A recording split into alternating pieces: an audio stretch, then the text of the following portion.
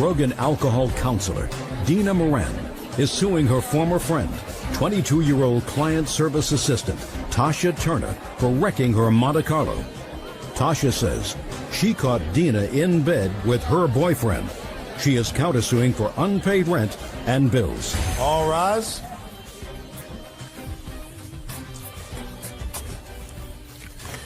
Yeah, this is case number 96 on the calendar in the matter of Moran versus Turner. Parties have been sworn in, Judge.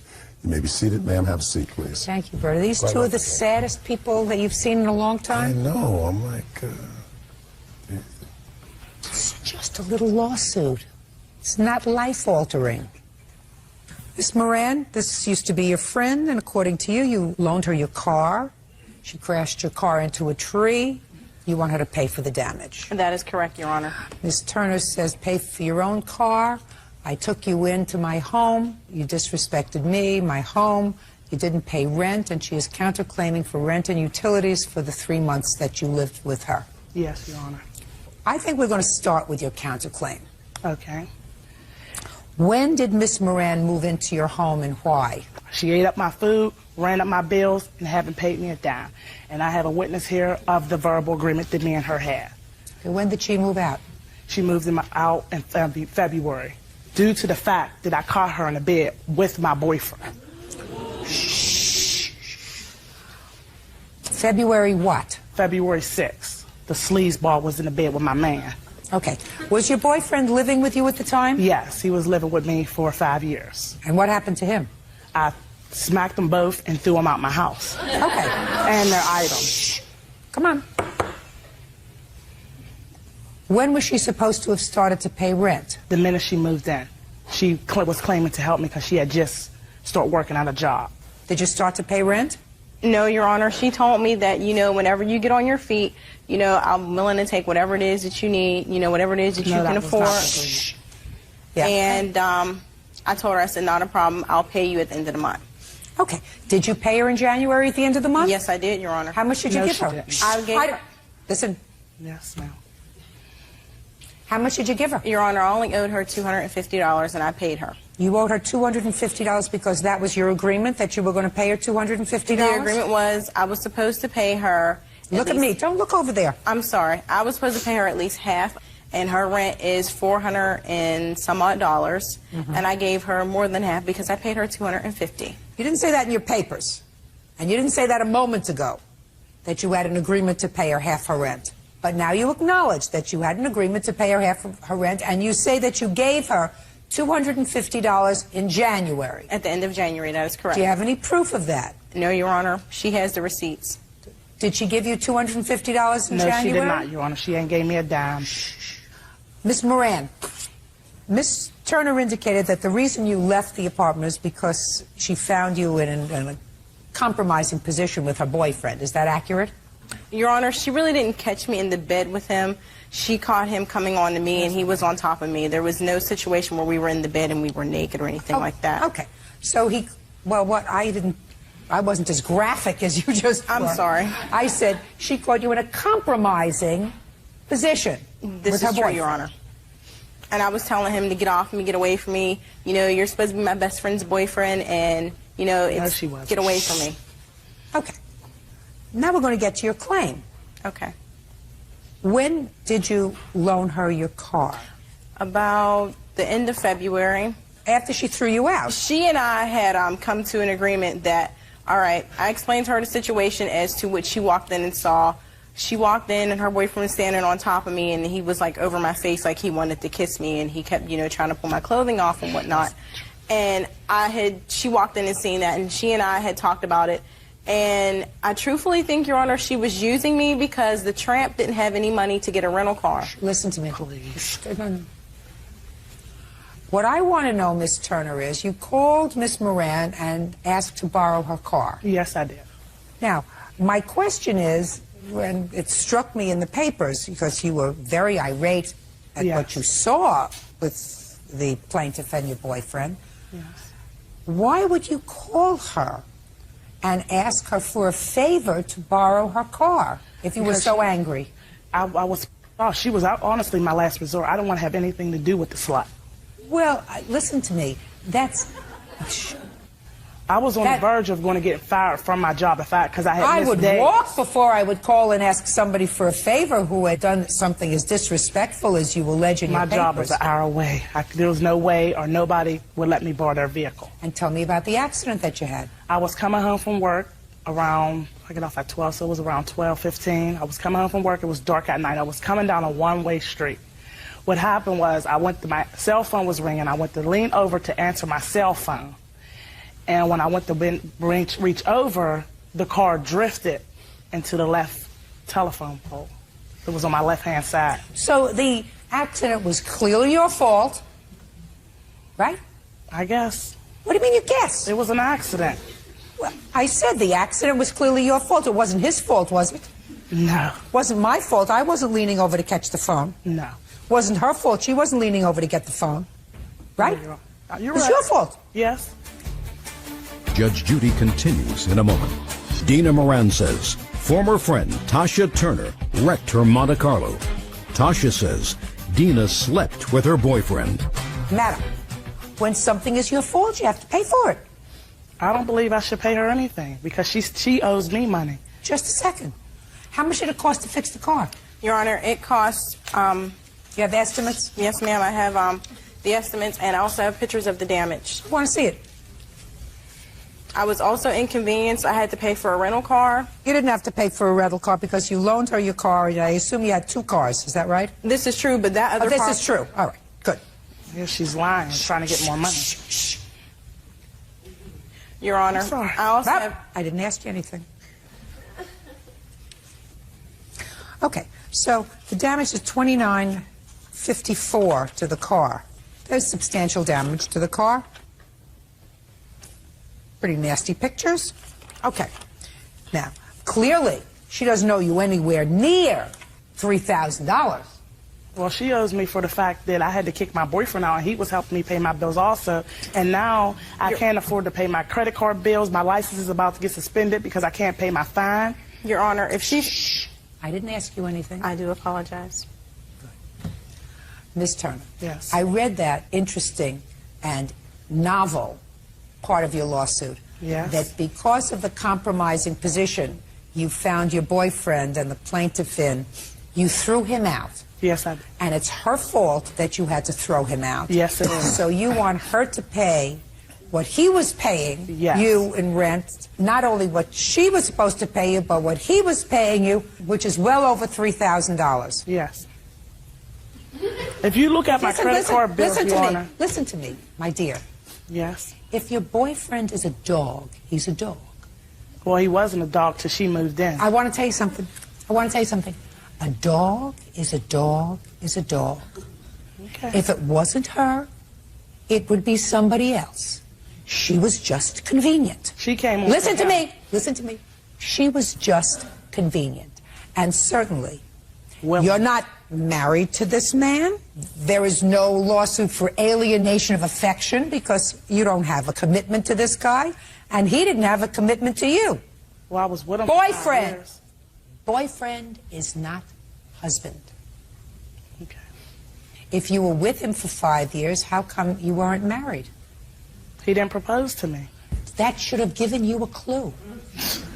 That should have been a clue in year 2, not year 5. The fact that he wasn't committing to you and still looking around to see what else was out there should have been evident to you. The fact that you were with him, committed to him, but he wasn't committed enough to propose, right? You're right. Good. Okay. She owes you $250 because I don't believe she gave you $250. So I'm deducting the $250 from the $29.54, which leaves $2,704, if my math is correct. You got it. Thank you very much, judgment for the plaintiff. Bodies are excused. You may step out. He was a dog anyway, so, you know, a dog is a dog. If he cheats, he cheats. He's always going to do it. I caught her in bed with him. They were both together in bed giving him. When there's something as fine as me in front of him, that it's a problem. I think she came on to him because she's like that. She flaunts herself around town like that. She was drunk. She told me she's coming home at 12 o'clock from work. She wasn't working until 12. She was my best friend for 9 years, but the tramp isn't anymore. She was out at the club, and I know she was out at the club because we party all night when we do party. Don't trust your best friend around your man. It's a sad thing to say. You know, they claim they're your friend, but they'll wreck your car in the end, so you better watch.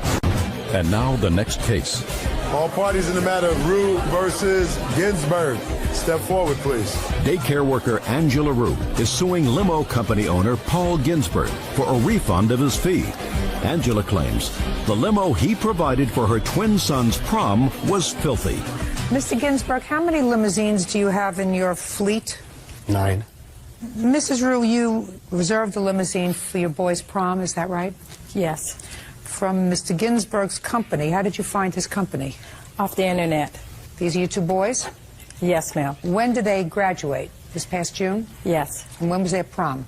May the 22nd. And what did you reserve? A 6-passenger limo, a new model Lincoln limo for my kids. Did he tell you how much it would be?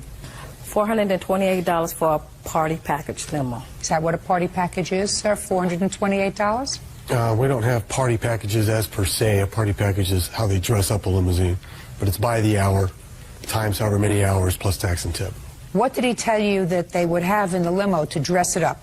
It would be like a party scene, balloons, confetti and everything like that. Little soft drinks in there. And what time is it supposed to arrive? 7 o'clock, What time did it arrive? 7:15. So what's the problem? The problem is when the limo got there, I'm expecting a new limousine. Like it had a broken tail light. The car was dirty. The tinted windows had bubbles all up in it. Inside of the limo, it had a cut, which it had a chocolate bar inside. I didn't know that until later after my son got to the prom and he sit on it and got out and had a big old chocolate stain on his tux. Did you take photographs of it? Yes, ma'am. May I see them, please? This is the, so no, this is all this inside. Miss Rue, did you prepay this limousine the $428? I paid it as it arrived there. I paid it.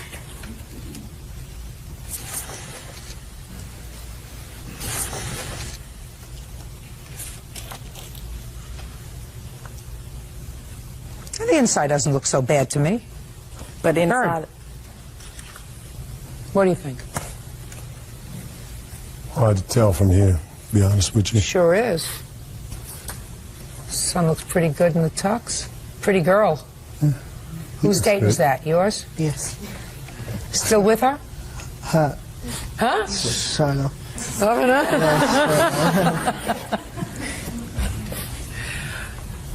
The outside has these little bubbles in it. Is that what you're talking Pretty about? funky. yes, and I also have a videotape of Okay, it so too. now I'll take a look at the videotape, because so far I see a broken taillight, but nothing that strikes me as being disastrous, quite frankly.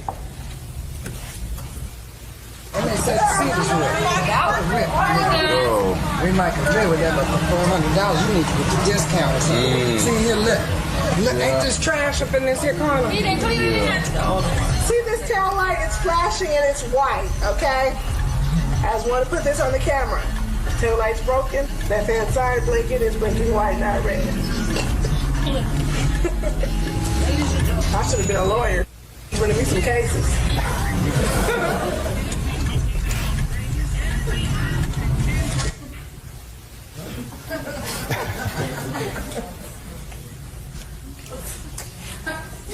Did you have a good time at your prom? Yes. Did you have a good time at your Yes. prom? Sure you did. Did you rent your tuxedo? Mm-hmm. You brought it back with the chocolate stain? No, we went in the bathroom and cleaned up. You paid $428 for 6 hours. Now you're suing Mr. Ginsburg for $5,000. You want to explain that to me, Mrs. Rue? For hardship. What kind of Disaster. hardship? Because this only happened once in a lifetime for my kids, a prom. This is a remember The boys moment. had a good time at their prom. After they cleaned up the chocolate off his pants and was disappointed because of the limo. Ms. Rue, I don't know if you've ever seen me do cases involving limousine companies around prom time. I am very, very hard on a limousine company that overbooks, that disappoints kids, that doesn't get there in time, that sends the wrong kind of car, that doesn't send a car that's large enough to accommodate. I'm really tough on them because I think that that's, you know, without a conscience if you do that to kids and you disappoint them and don't provide a service. But quite frankly, life isn't perfect.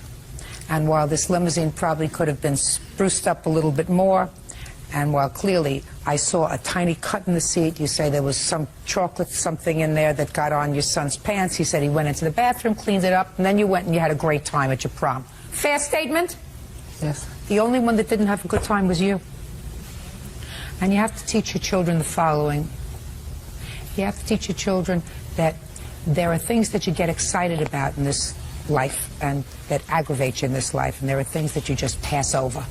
And you say, listen, things could have been better. You had a great time. Glad you had a great time. Next time we won't use Mr. Ginsburg's company.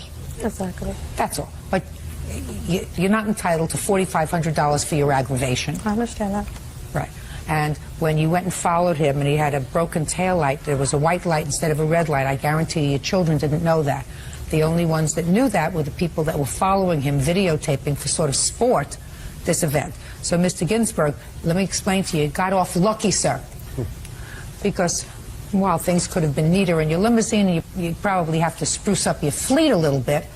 You're entitled to your $428. You provided a service for the 6 hours. The boys had a good time. And their mother has to get over it. That's all. Case is dismissed. Parties are excused. You may step out.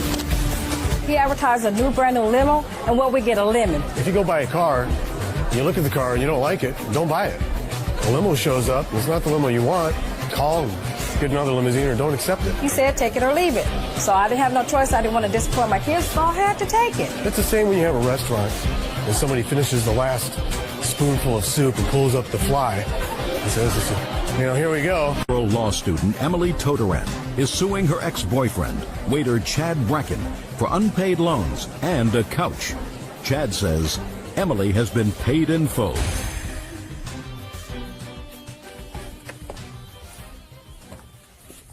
That's case number 499 on the calendar, the matter of Todoran versus Bracken. Parties have been sworn in, Judge.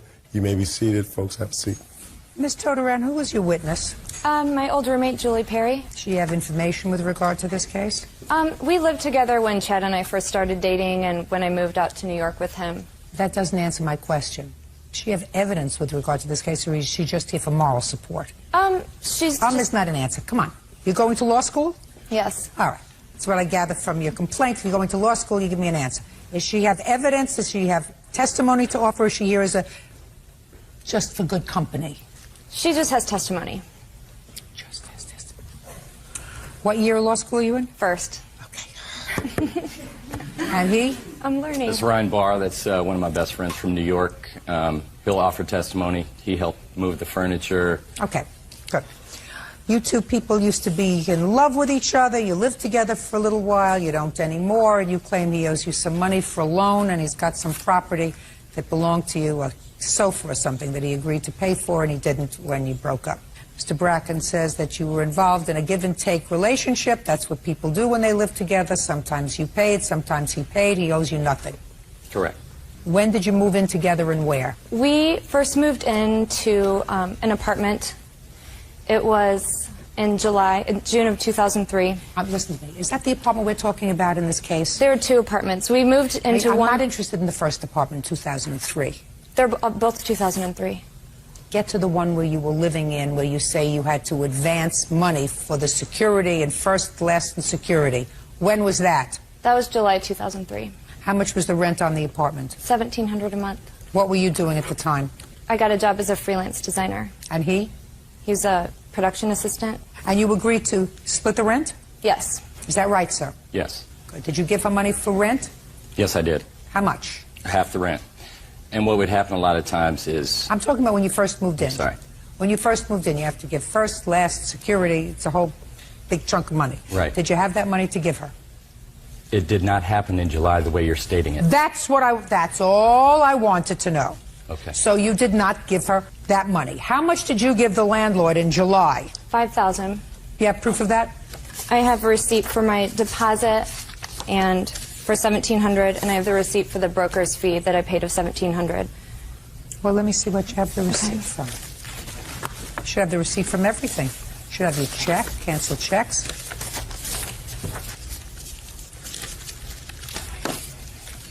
Your Honor, I didn't keep a lot of the documentation because he was my boyfriend and I trusted him and I loved him and I did not think that I would ever need these kind of things. We had an oral agreement. Listen to me, my dear. I trusted him. I know it was stupid. Listen to me, my dear.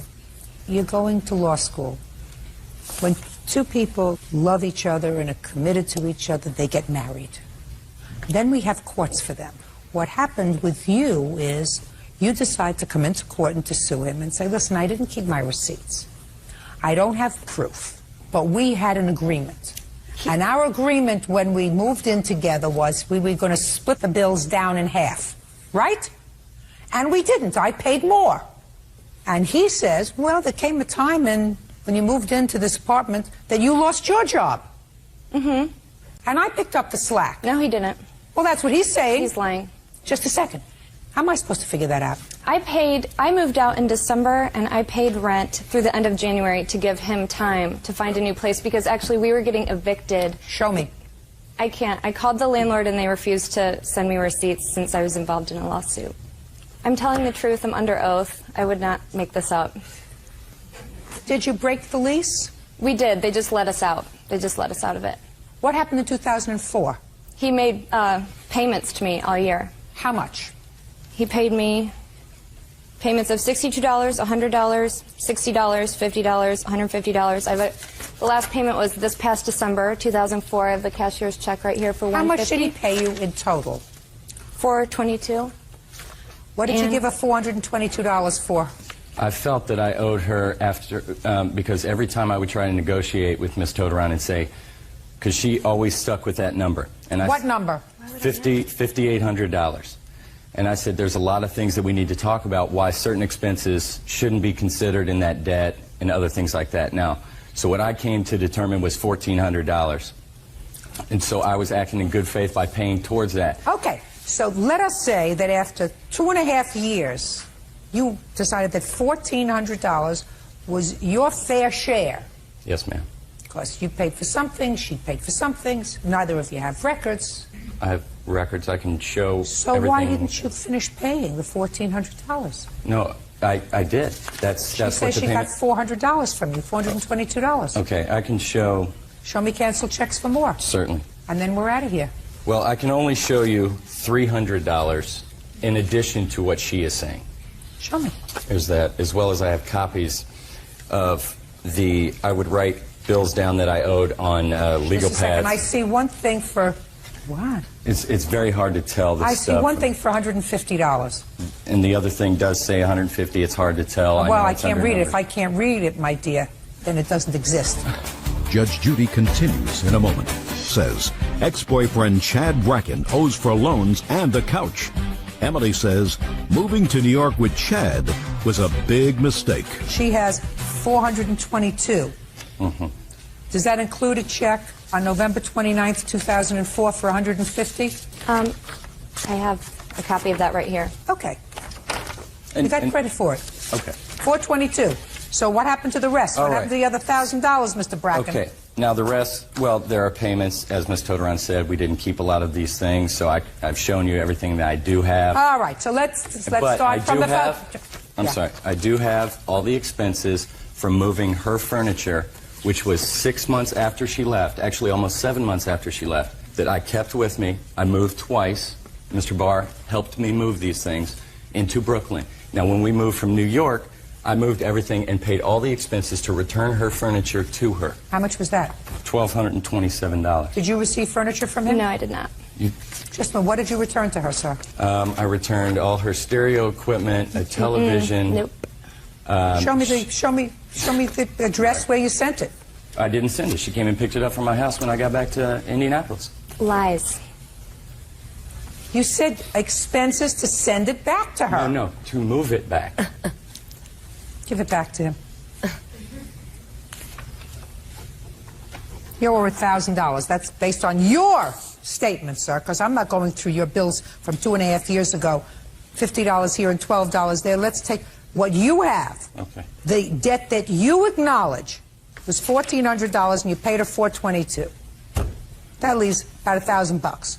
Now, what about this couch that she says that she sold to you and you never paid her for? Okay, can I just back up 1 second? Yeah. So the moving expenses. I'm getting so bored with this. All right, all right. All right, the furniture. Basically, the furniture, when she decided to move, she said she would stay until February. In actuality, 3 days later, she was packing when I got back from work in a minivan. Now, it must have been your personality. I can't speak to what was in her head. I can't speak to what her... The couch. Okay, so she left 3 days later in a minivan. She said, I can't, move this furniture. I said, well, if you're going to charge me half of it, take the furniture with you. She said, no, I can't move it. You keep it. Okay, and your version of the couch? My version of the couch is we went to the store together with the intention of purchasing a couch and paying for half of it, which I've received for right here. You weren't intending to purchase a couch for half. You were intending to purchase a couch for full price. Yes, so I purchased... You're each going to pay half. I purchased the couch for full price, and before I purchased it, I said, you're going to pay me back for half of this, correct? Just don't look at it, don't look at it. Okay, and he said yes. So then when I was moving, he was going to stay in New York for an indefinite period of time. So I said, you know what, you keep the couch, you still owe me half for it, but you just go ahead and keep it. Listen, when two young people want to play house, they shouldn't irritate me. You have the couch? Yes, ma'am. Did you return her stereo equipment? Absolutely. No. Did you return her television set? I returned everything. Go ahead. Sometime in April or something, the new apartment he lived in New York, burnt down. Did he return any property to you? He returned my TV, but my stereo apparently was damaged in the fire. Judgment for the plaintiff for the amount of $1,000. That's all. Step out. Don't play house anymore. Parties are excused. You may step out. The defendant is probably the biggest liar I've ever met in my entire life. When we got to the end of the relationship and she hadn't been employed for 2 months, she realized she'd be safer back at home. I think she left. I thought Chad was sketchy all along, so I was actually warning her at the time when she wanted to move to New York with him to not do it. She made a bad decision being in New York, and she paid for it, and she wanted me to be the easy target. I just don't understand how a person like that can live their life and get out of bed and think they're a good person every day, and his hair is kind of disturbing, too. I hope this ends it. 20-year-old student Annette Wagers is suing her former friend, 22-year-old construction worker Justin Lawson, for assaulting her after she turned down his sexual advances. Justin denies the charge and claims Annette suffered a seizure. Now, this is case number 41 on the calendar in the matter of Wagers versus Lawson. Parties have been sworn in, Judge. You may be seated. Folks, have a seat, please. Miss Wagers, it is your claim that Mr. Lawson, who used to be a friend of yours, assaulted you when you were out camping with him and with some of his friends. Mr. Lawson says that you absolutely were not assaulted. What happened is you got into sort of a scuffle and you fell and had a seizure. Is that right, sir? Yes. How do you know him? I met him through a friend of my cousin's. Were you dating him? No. But you decided to go camping with a group. Right. And where were you going camping? Carlsbad State Beach. You have to keep your voice up. I'm old.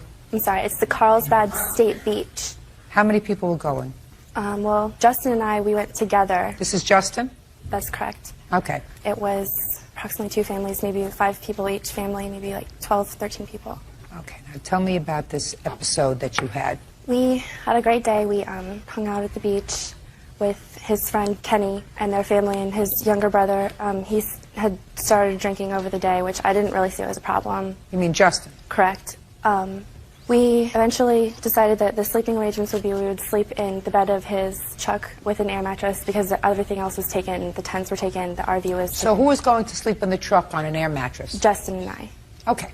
What happened was he started to get fresh on me and trying to hook up. At the truck? Yeah, when we were in bed after everybody else had gone to bed too. I told him I don't want to hook up with you. I expressed so I wasn't initiating the same type of relations back. And it was an uncomfortable situation. I wasn't interested in doing it. It was cold. The air mist from the ocean was getting us wet. The air mattress was going flat. I mean, it was just a bunch of things. I wasn't interested. And not romantic. Yeah, it wasn't romantic. And there were a bunch of people in tents around next to the truck. So it wasn't. So even if you had been so inspired, it wasn't an ideal situation. Right. Well, men don't get that. Sometimes. They could have mist on their face. They could have soot on their face. It could be raining rodents. It doesn't make any difference. Very often they don't need that kind of inspiration. So what happened next, Miss Wages? Well, after telling him no, he just became really annoyed with me, and he was calling me baby, he was calling me the B word, and all these other things. So I told him, I'm going to leave if this is how you're going to treat me. So I got out of the truck and went to the exit of the campsite of our lot and then went to the right. Unfortunately, that's a dead end. It's not an exit to leave the park. What time is this? Maybe 9:45, 9:30. How did you plan on getting home? My mom lives less than a mile away on Coast Highway, so I was going to walk. So you're going to walk home? Mm-hmm. Go ahead. So I started to walk down there, and he followed me down.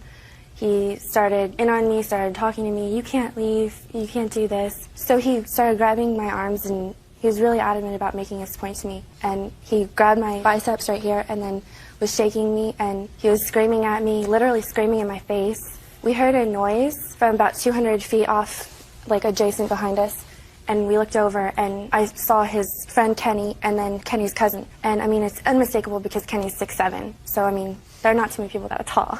So I was like, that's Kenny, he can see you, you better stop, he's watching you. So he stops, he starts to calm down, and he's telling me, please don't be mad at me, just please. He was like begging me, literally like crying, doing these motions. And so I was, okay, well, if you can settle down, then I'll go back there. So I go back, and he had even tried to hold my hand on the walk back, but I was just like, no, I'm not going to hold your hand after you've just been doing that and shaking me and stuff. And he got mad about it and stayed behind. And so I went back to the campsite by myself. When I arrived there, I saw Kenny and his cousin sitting there. And he looked really somber, and he's sitting there and he's asking me, are you okay? Is this Kenny? That's Kenny, yes. You remember that happening? I don't remember me saying if she was okay or anything. I just remember the incident. Good. All right, let's get to it. So you're back at the campsite now. Mm-hmm. So I'm sitting there with Kenny. He's asking me if I'm okay and whatnot. Justin comes up and he says, get over here. And I turned to him and I said, listen, I've already explained to you, if you're going to talk to me that way, I'm not going to talk to you. So he comes, asks nicely, please, I just want to talk to you. Starts bothering me with that, begging again.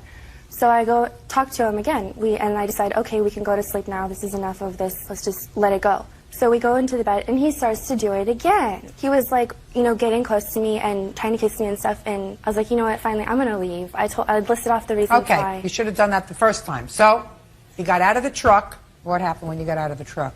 This time I went the right way down to the exit, and he comes running up behind me, telling me, don't leave, don't leave. And he grabs my arms again. So that time, I was really fed up with the situation. My hands were like this, and I pushed him, like, forward. I was like, get off of me. And I started walking away, and he really couldn't handle the fact that I was walking away. Well, you called him a name also. Well, I called him a moron in the end. Okay, so you called him a moron. And after you called him a moron, what happened? Well, what happened is he called me a firsthand, and then I said, I can't be I'm not sleeping with you, you're a moron.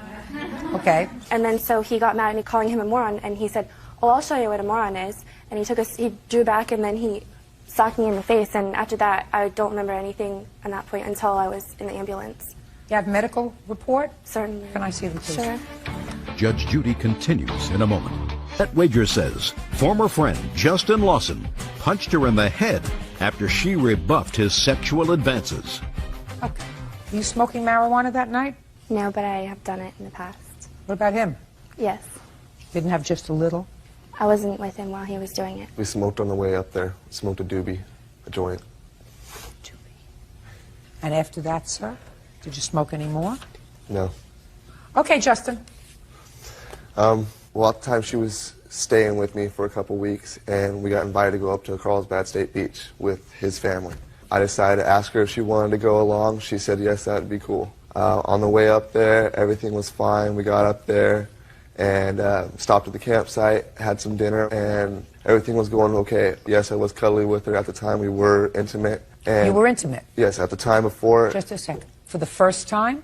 No, this is for 2 weeks prior that we hooked up, and that's when she was living with me. We went to the bar that night. Is that right? I had known him for a week, and I wasn't living with him. I was staying with my girlfriend who he knew. The question is, had you been intimate with him before the night of the 15th of July? A week prior, yes. You had been? Mm-hmm. Okay. So when you got into the bed of the truck, you anticipated that this was going to be a recurring theme? Not necessarily. Yes, I can say I have been drinking that night. I got in and just pretty much put my arm around her and cuddled like I would do any other time.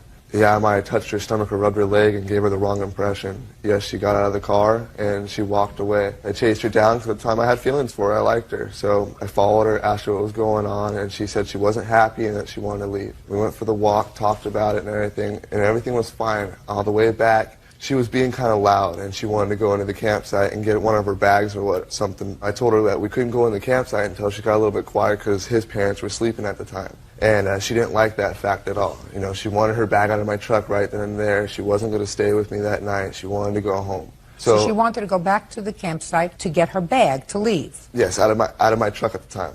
And at the time, I couldn't let her in just because of my parents were sleeping and she was being loud. She was being belligerent. At the time of that, Kenny walked up with his cousin, asked us what was going on. She said nothing was going on and went in and got her bag or whatever. Well, she started walking off, and I called her name for walking off. Called her a name? Yes, I called her a B for walking off, you know. You mean for leaving? For leaving, yes. I didn't understand what was going on. I didn't understand what was happening. All night long, everything was great. Through dinner, everything was great. And then, well, this was the second time, Justin, that she was trying to leave. Yeah, she tried to walk away, and I stopped her before, yes. So why didn't you just let her leave? Well, the second time when she turned around, you know, I said, you know, I don't know why you're being a B. You know, I don't see why we can't just talk and see what's going on. Because I didn't know what was going on. All of a sudden, she just turned on me. I mean, it was all night long she was cool, and then all of a sudden she turned on me, and it was totally a different face. So finally I told her, I said, well, yeah, why don't you go home? And so she started walking or whatever. Well, I said something underneath my breath, and she heard me, and she didn't like what I said. To this day, I cannot remember exactly what I said. I might have called her an H or something, but I don't know for sure. She turned around, came over, and started pushing on me. She lunged the last time. I stepped out of the way. She fell down. She was laying on her face. I waited for her to get up or whatever, and she didn't move at all, so I rolled her over, and she was having a seizure. At the time, he ran in and got his dad. His dad's a diabetic, has seizures and stuff. So he's like, she's having a seizure right now. Don't touch her. Who said that? His father. I don't care what you say his father said. That's hearsay. If his father wanted to support your position, he could have been here. He's at work, so... That's your story. Your story is she fell over and she was having a seizure. Yes. She never had a seizure before in her life. Well, the paramedics, when they came to pick her up, she got up and walked to the ambulance herself. You know, she was... Did you tell the paramedics she had a seizure? No, are you the friend that told the paramedics that she had a seizure, Justin? I told the ranger that I thought she was having a seizure. You told the ranger that you thought she was having a seizure? Yeah. How from a seizure did she have swollen problem with her temporomandibular joint? Because she fell face first on the ground. You fall face first. You fall over here. You don't fall on your side. Well, when I rolled her over, she was laying with her face like this, like with her arms out. Justin, I don't buy that, honey. Well, I'm sorry. Justin, I don't buy that, my dear. You know why? Because it doesn't make sense. Because if you're having a seizure and you fall, and even if you fall on your side, you fall on this side of your head, you don't.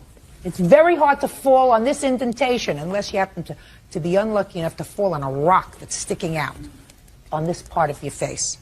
So you could fall over here, you could fall over here, fall on the front of your face, but to fall and get this part of your face, that's quite a trick. You ought to be in Cirque du Soleil.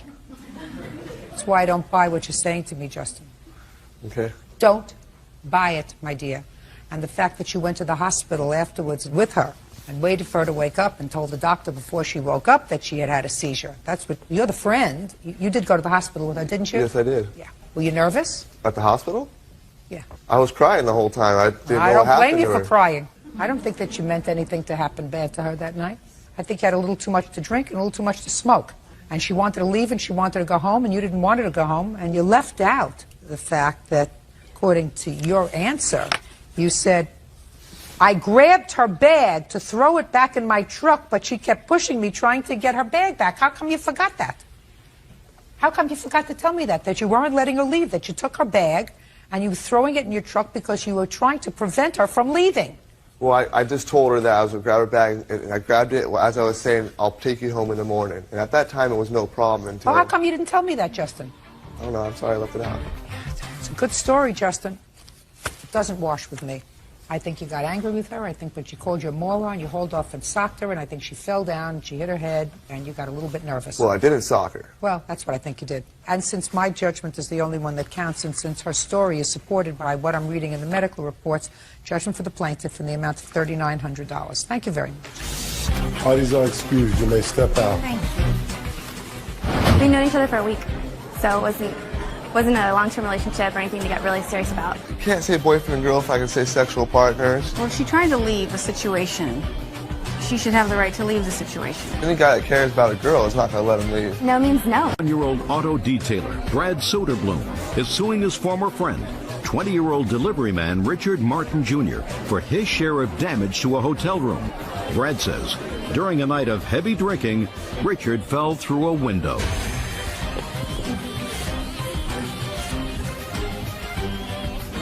Yeah, this is case number 493 on the calendar in the matter of Soderblom versus Martin. Parties have been sworn in, Judge. You may be seated. Oh, goodness gracious me. All right, which one of you goofballs rented this hotel room to have a party? Yeah, that's my witness here, Your Honor. This goofball right over there. Raise your hand. Goofball. Good. It's me. Perfect. And so you went into an unsuspecting hotel with a bunch of barely out of their teens goofballs, and they proceeded to wreck the place. Right? Yes. And now you come to court and you say, oh, no, you go figure it out. So I guess I have to do it because it's my job. But it's irritating. Do you understand how irritating that? Why are you smiling? I don't know. Well, don't. It's irritating. Okay. Where do you live? St. Louis. On what date did you rent this hotel room? The night of December 23rd. Why? We were bored and we wanted to have something to do, I guess. We were going to play poker. And how many people did you invite to the hotel room? There's probably between 10 and 15 people there. And what was the name of this hotel? The Days Inn. When you rented this room, who was responsible for bringing the alcohol? Raise your hand. No.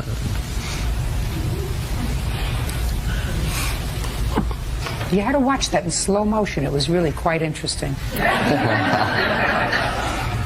And what kind of alcohol did you bring? Just Bud Light. How much? I had about a 12-pack or more. 12-pack or more. Do they make a 16-pack? Yeah, it was probably 16-pack. As they make a 16-pack? No, I just called it that. I had about 12 plus 4 more. So you had a 12-pack and you carried 4 bottles loose? Right. And what about you? What did you bring? I brought a 12-pack. I didn't finish it. Just for you? Yeah. And was your 12-pack just for you? Yes. And what about you? I had some beer there, too. Did you bring any? Yes. Well, why didn't you raise your hand? When I said who brought alcohol, this one raised his hand right away because he's scared to death of me, which is a very good one. This one's not too sure. I thought you were just looking at them, asking them if they brought alcohol. No, I'm an ecumenical abuser. I did too. What did you bring? 12-pack of Bud Light. And was that just for you? Yeah. Excuse me? Yeah. Yes, ma'am. That's better. Okay, so this is what the lawsuit is about. You rented the room on your credit card. There was some damage to the room in the amount of $360? No, the damage total was $955. Myself and the defendant were responsible for $710. So I You paid... mean responsible because you damaged $710 worth? Because of our stupidity. Yes. And I paid him, my witness, his amount, plus the half of the $355 that he owed, because he refused to pay anything. I wish I could figure out a way to really torture them better. Well, you will. You're right. Who are you? Mary Burkhardt. How are you related to this case? I'm a friend of Richard's, and I was bringing him home that night. She's the sober one that was there. The only sober one. Who are you? I'm DJ Feldorf. What'd you do? I was there at the party. You were one of the goofballs? Yes. Good. Mr. Hill, I want you to describe the damage to the room that was done at the Days Inn. There was a hole in the bathroom door, blood on the mattress. From what? From one of them going through the window and coming back in the room. Yeah. Keep going. Carpet extraction to clean the glass. Rooms got charged. Both rooms got charged because the mattress had to get replaced and the room with the window broken had to get replaced. So You mean there were two different rooms? the room that the window got broken in was not my room. Whose room was that? It was nobody's room. It was a vacant room. They were on the balcony when they were wrestling and went through a different room. It wasn't even my room, and I paid for it. What else? That's it. They charged for the room, the mattress, the carpet, the door, the window, an AC vent below the window, and the labor for the window. And they had your credit card for this, is that correct? Yes, ma'am. Yeah. Good for you, Days In. What kind of work do you do? I work at Subway. You work at Subway? Yes. You know how many sandwiches you have to make for $955? Yes. Were you the only group staying at the Days Inn that night? There were other guests there. How many times did somebody call, knock at the door, and say, "Could you keep it down"? There were no complaints. We weren't very loud. Except when there were fights. At the end, yes. That was at like 6 a.m. No, we were fighting. No, there was. He wasn't even playing poker. This side was playing poker of the room. This side over here was like a party room. Party room. What does that mean? Like a party room, like where everybody's just standing up, drinking, having fun, and then everyone's over here wrestling, while everyone over here is playing poker. Everyone's not wrestling. So, I want you to describe to me what you did to cause Mr. Soderblom to sue you today for your portion of whatever he paid. well, we were in the wrestling. In which room? In the hotel room, and we were wrestling. Everybody was, not just me. And then by the end of the night, after poker, I started wrestling too. I admit that we started getting into it. I mean, we had a room and there's 2 beds, and we're roughhousing and stuff. And then I said I was going to leave at like 5 o'clock in the morning. There's only 5 people left. And then he followed me out of my room. And He followed you out of the room. Yeah. And Is that right so far? You followed him out of the room? Skipped a part. Right, he missed something, but I followed him. I'm going to listen Yes, to the ma'am. story. Go ahead. Go ahead. And then it's a good 10 or 15 feet to the next door. And then he came behind me, and I grabbed him as he pushed me, and he like pushed me to the window. Okay, now you tell me your version of how that happened. Okay. I'll skip all the BS he was talking about. Excuse me? No, about anything didn't have anything to do with how the wrestling started. Don't forget where you are, Mr. Soderblom. Judge Judy continues in a moment. Soderblom says former friend Richard Martin Jr. owes for damage he caused to a hotel room. Brad says a drunken Richard fell through a window. Go ahead. At 5 o'clock a.m., as he was leaving, I went to shake his hand. I was sitting on the edge of the bed, and he grabbed my arm and pulled me down on the ground. And then he ran out of the room thinking it was funny. I didn't think it was funny, so I chased him out, and we started arguing. Well, you chased him out into the hall. Right. He was leaving. Yes. So the danger was gone. Yes. It was no longer a question if it could ever be considered self-defense. He was extricating himself from the situation Right. by leaving. And you chased him outside. Right. Now, continue. I followed him into the hall, and I was a little upset. So what did you do being upset and after your 12-plus pack? We just started arguing, and then... Well, tell me about the argument. Were you yelling at each other? Yes, we were yelling at each other, because... At 5 o'clock in the morning? Yes. When the other people in the hotel was sleeping? There wasn't anybody else on the floor. You mean you had the whole floor? You probably emptied them out? Yes, there was no other rooms within the area where we were at. Go ahead. And we started arguing, yelling at each other, and we started pushing each other. And we were locked onto each other like this. He had his arms right here, and I had my arms on his. And we were wrestling, and he caught the back end of the window, and he went back into it like that, and then I went forward, and I got a cut on my finger as well. Because if I pushed him to the window, then I wouldn't have any scars or marks on me. You want to tell me your version of were you sober? Did you see this? Did you see this part of what happened? Yes. Okay, step up. Tell me your name. Mary Burkhardt. All right, Mary, tell me what you saw. We left the hotel room. From what I remember, Brad was already on the floor. And we said goodbye to everybody. We were walking out down the stairs. Who were you walking with? Richard. So the two of you were walking together. You left that out. Is that true? I don't remember her being there, right there. She was by the door. So she was outside? Afterwards, yes. Go ahead. As we were walking out, we heard someone rushing up on Richard. Brad started wrestling with him, and when he grabbed him out of natural reaction, Richard grabbed him back, and they fell into the window. Okay, good. Sit down. Mr. Soderblom, there are certain generally accepted principles of law, and one of them is that if you can say in a civil action, in a civil case, and this is a civil case, but for your actions, this incident would not have occurred. I'm comfortable in finding that he's not responsible, just you. He was leaving the room. All you had to do was, and you weren't hurt, you weren't in danger, you may have felt marginally disrespected by him. However, probably you wouldn't have felt that way if you didn't have too much to drink. Everybody was roughhousing that day. He didn't intend to hurt you. And you were not at risk in any way when you went outside and confronted him. So you caused the damage. Pay for it. That's all. Thank you. Parties are excused. You may step out. I gave the police his information, and he was contacted that morning. The next morning, I got DWI. They just told us that if we didn't pay for the damages, then we would be going to jail. I think that if they didn't drink so much and not realize what they were doing, stuff like this wouldn't happen. It changes your state of mind. You don't realize what's going on. Me and this guy, we always get into it when we're drunk anyway, so. And then this time it just went a little bit too far. And now the next case. All parties in the matter of Popejoy Swihart versus Ward. Step forward, please. Student Rachel Popejoy and her father, Dwayne Swihart, are suing their former friend, systems analyst Margaret Ward, for misappropriating bail money meant for Rachel.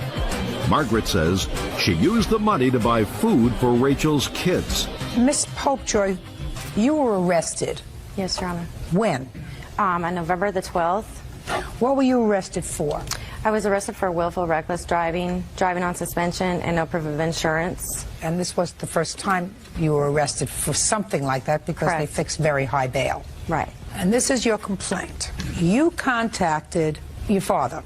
Correct. Told him you were in jail, and could he please wire how much money? $1,500. For your bail? Yes, ma'am. And he said probably reluctantly, okay. And he wired the money because you were living where, sir? In Michigan.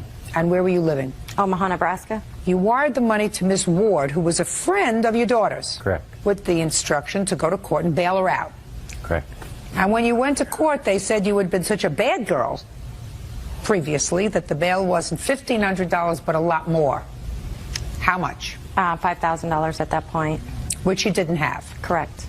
So Miss Ward took $700 and put it in your prison account so that you could, get toilet paper and toothpaste and magazines and gum and whatever you needed.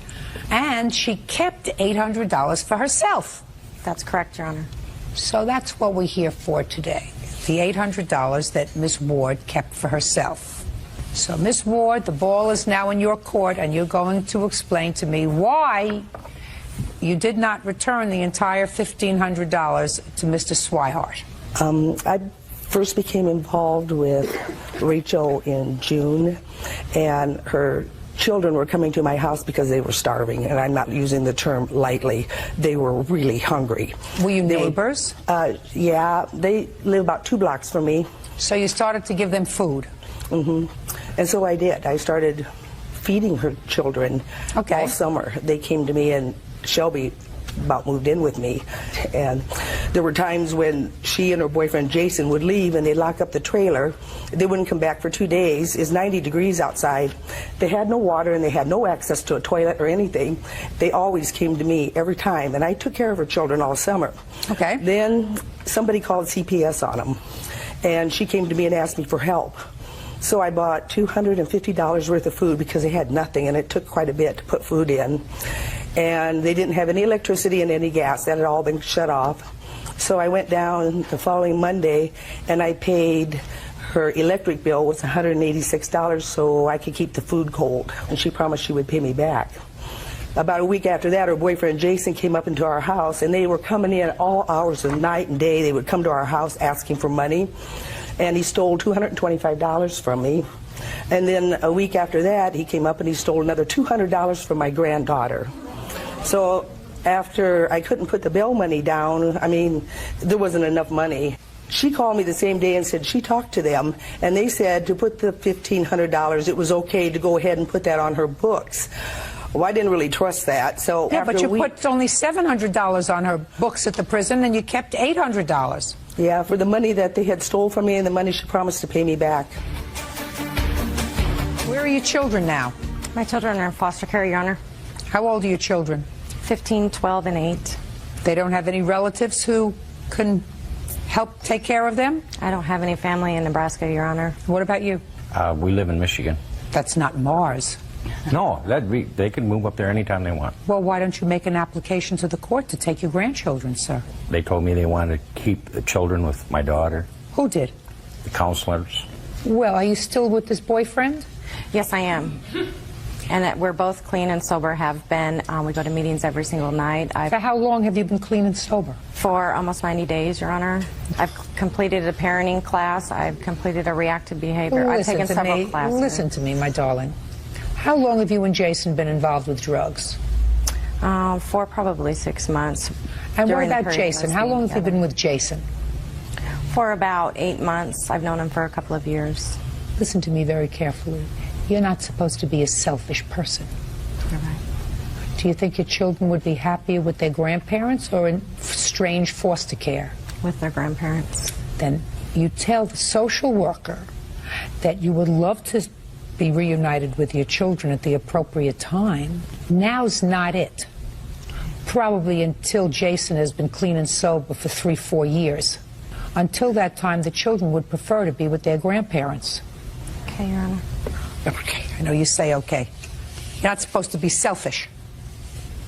Miss Ward, bottom line, my dear, you cannot resort to self-help. If you want to sue her for the money that she owes you. And if you want to sue Jason, sue him for the money you say he stole. But you can't take Mr. Swihart's money.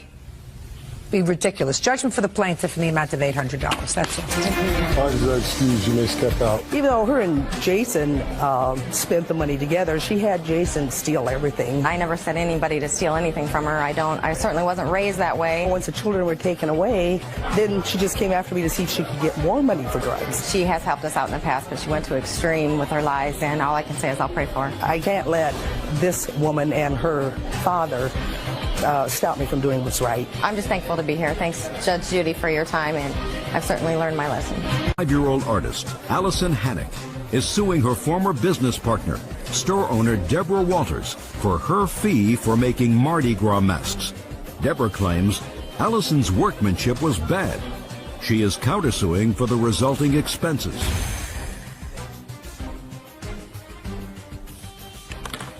Your Honor, this is case number 524 on the calendar in the matter of Hannick versus Walters. Parties have been sworn in, Judge. You may be seated. Folks, have a seat, please. Ms. Hannick, according to your complaint, you and Ms. Walters knew each other and entered into a joint business venture. Correct.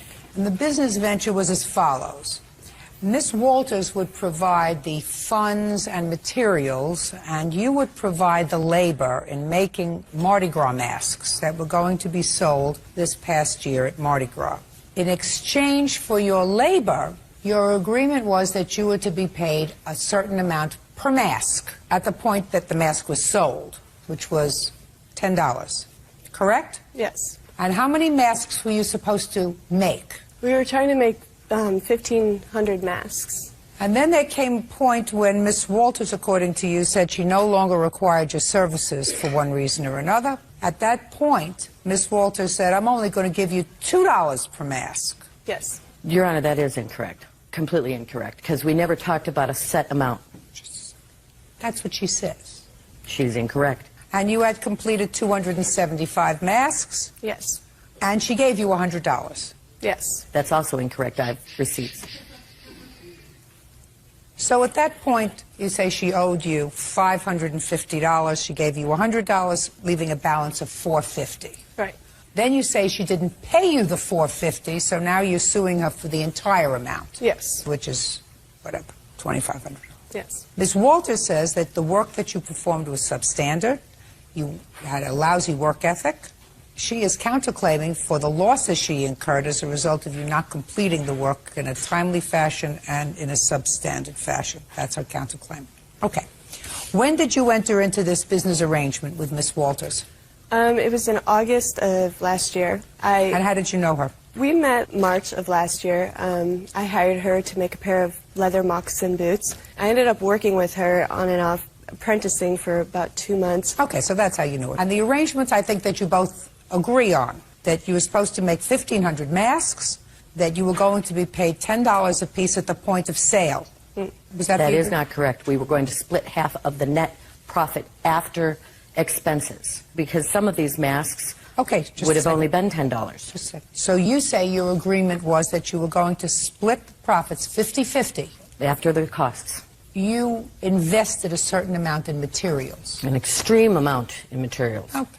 When did you start working on the masks? I arrived back in town on November 12th. Where had you been? I was out east doing another job managing a Renaissance booth. And How long did you think it was going to take you to make these masks? Mardi Gras is sometime in January, is that right? February. February? Yeah. February. We agreed that we could probably get it done within 2 or 3 months' time. Your Honor, I've been making these masks. At what point did Miss Walters tell you she didn't want you to work anymore? I left for Christmas. It was December 28th, I believe, is when I got back.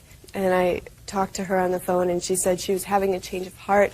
She needed a few days to think about it. So I gave her a few days. I came back into the shop, and she said that she had already hired somebody else to go to Mardi Gras, and she didn't want me to go. Okay, Miss Hannock.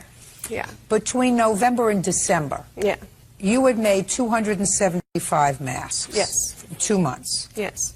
Then you had, at most, 1 more month to make 1,200 masks. Yes. How did you plan on doing that, my dear? Well, see, that's the thing. That's my question. Most of November, there were no materials. I got back November 12th. She had half a skin. I made 54 masks out of that. She did not order any more materials until November 30th. And I was pressing her. I was like, we have a lot to do. I have a lot of work to do. I can't work if there's nothing to work on. Just a second. When did you leave for Christmas? I left on the 23rd. At the last minute? If you interrupt again, I'm going to rule against you. Do you understand? Yes, Your Honor. This is not a tea party. So she's going to have an opportunity to tell me her side of the story. Then it's going to be your turn. So you're going to have to learn to control yourself. Yes, Your Honor. That's the second time you said yes, Your Honor. Third time, you're out of here. Do you understand? Good. And that means your counterclaim is dismissed, and that means that she will be successful. Understood? Good. Okay. Now I forgot where I was. Do you remember where I was? I have no idea. Yeah. Somebody put a period. Okay. So far, I have 275 masks completed at the time when she said, I don't need your help anymore. Yeah. And how much do these masks sell for? About $20 at the cheapest. Is that correct? That is not correct. The base price is $10. Can I see an example of some of the masks that she completed? Is that one? Can I see it, please?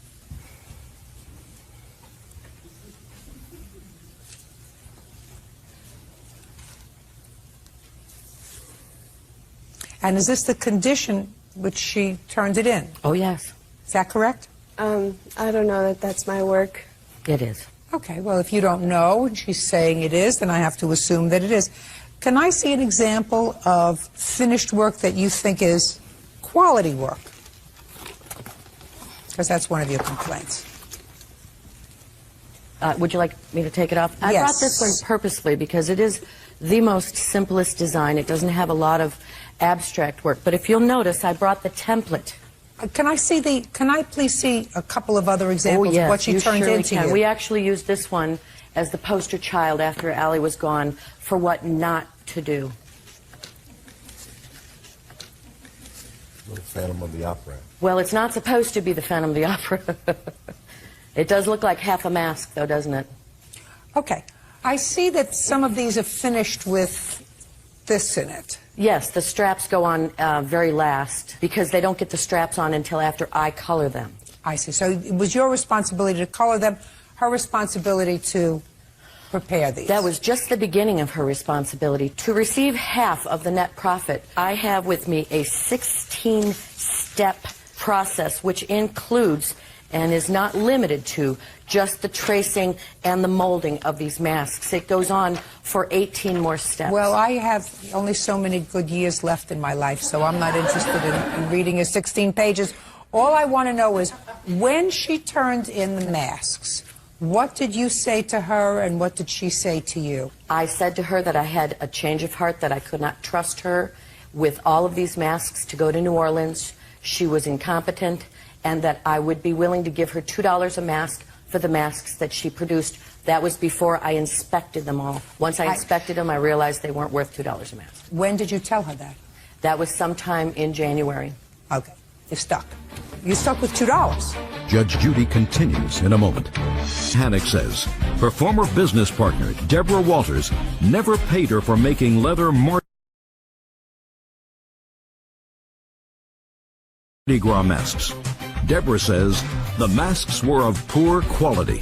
Now, at what point do you allege that she gave you $100? It was probably like the second week of January. Tell me under what circumstances she gave you the $100. Well, we had the conversation after I went to the shop, and she offered me $2, and I was like, well, I want to see something for all the work I've done. I went a week after that, and she gave me the $100. I just walked into the store, she handed me the check, and I walked out. She had said that she would have to pay me $100 a week because that was her financial budget. I tried to contact her the next week, couldn't get a hold of her, and then finally when I got a hold of her, it was after Mardi Gras, and she had said, well, you know, Mardi Gras didn't go as well as I had hoped, so I don't feel that I have to pay you anything.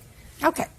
Ms. Walters, I believe you when you say that this was going to be a joint venture. You probably had the conversation of, we'll split the profits 50-50 after my expenses. However, there was a settlement, and the settlement was, when you broke up this joint venture, that you would be paid $2 a mask for the work that you did in fact complete. So that's not $2,500, that's $450 because she gave you $100. Now you have a counterclaim. I want you to explain the counterclaim to me, and I don't want you to go into the amount of money that you lost as a result of her poor workmanship, because, as far as I'm concerned, you had these masks in your possession. You had an opportunity to inspect them. You made an agreement with her, despite the fact that you say, well, after I looked at them, I saw that they weren't worth $2 a piece. You made the arrangement. If you made a bad arrangement, that's not her fault. Now, you have another part of your counterclaim, and that is that you advanced her some money. Yes, I did. I have that I want to hear. Well, I had to pay her rent for her to be able to stay in town. Just a second. Tell me about the conversation where she said she needed rent money. Immediately upon getting into town on the 12th, as she said, she owed the person who she worked for before, red flag, $300, and I had to pay basically to get her out of hock from her last job for $300. That's this particular check. Just a second. I don't understand. Then the next check. You're not listening. You're not paying attention to me. Don't have your own agenda. My agenda is the only one that counts. I don't understand. I had to get her out of hock from her last job. That's a conclusion. What did she say to you, and what did you say to her? She said, I owe him $300. I need to pay him. This will be a draw from our Mardi Gras fund at the end. What was the $300 for? She paid me $300, but she paid me, I worked a Renaissance fair with her. She paid me $75 a day for each day. It was 3 days. And she was paying me $8 an hour to work in her store on all of these projects that she had to get done. I never had her as an employee in my store. The reason she's saying that is because I never filled out any W-2s. Okay. How come from December until now you didn't file a claim against her for this $300? I was not planning on suing her. I was going to eat my losses, but once she brought me to court, I feel that it's only fair. If she wants to sue me for half of the profits, she should be responsible for half of the loss. Well, she's not going to be responsible for half the loss. Is that what you wanted to pay for? She's not responsible for half the loss. Well, you that's settled with what her. my counterclaim is. I thought your counterclaim encompassed these loans that you made for her. If you say not? My counterclaim is for $2,100 to try to recoup some of my losses. Okay. Ms. Walters, then you make my job much easier. If what you're suing for is for half your losses, what I have found is the two of you settled whatever business venture this was, when you agreed to pay her $2 a mask and she agreed to accept that amount. And that's the only thing that I'm hearing. I'm not hearing her request for triple that amount based upon what she could have made, and I'm not hearing your counterclaim for half your losses because she didn't do the job to your satisfaction. So I'm entering a judgment for the plaintiff in the amount of $450, which represents the amount due and owing to her on your settlement for $2 a mask. Thank you very much. That's all. Thank you, Your Honor. You may step out. She came into Prescott after being gone for a while, and it was party time. Oh, that's not true at all. I was working very hard. Judge Judy rocks. I really like Judge Judy. She's pretty cool. Michael Caraselli is suing business owner Mac Brame for misrepresenting the sale of a jet ski on eBay. Mac says it's Michael who is trying to run a scam. Quiet in the courtroom, please. All rise. Yeah, this is case number 521 on the calendar in the matter of Caraselli versus Brame. Parties have been sworn in, Judge. You may be seated. Ladies, have a seat, please. Mr. Caraselli, according to what I've read in your complaint, you responded to an eBay sale of a jet ski. Yes, ma'am. That was placed by Mr. Brame. And you traveled to where he was, you purchased it, and when you got the jet ski home, you had it examined by someone who told you that it was not functioning. It had been immersed in water and it was not usable. You then stopped payment on the check that you gave to Mr. Brame. Mr. Brame subsequently contacted the authorities. You were arrested and you made an agreement that you would pay out the $1,700 or the $1,800 that you had agreed to pay because it was under threat of going to jail. Now you want that money back, plus punitive damages because you say you still can't use the jet ski. In addition, according to you, Mr. Brame didn't even have title to the jet ski, which he couldn't pass on to you, and you still don't have the title. That's correct. Mr. Brame says you're the scam artist. Okay, so may I see the ad that you answered, please, sir?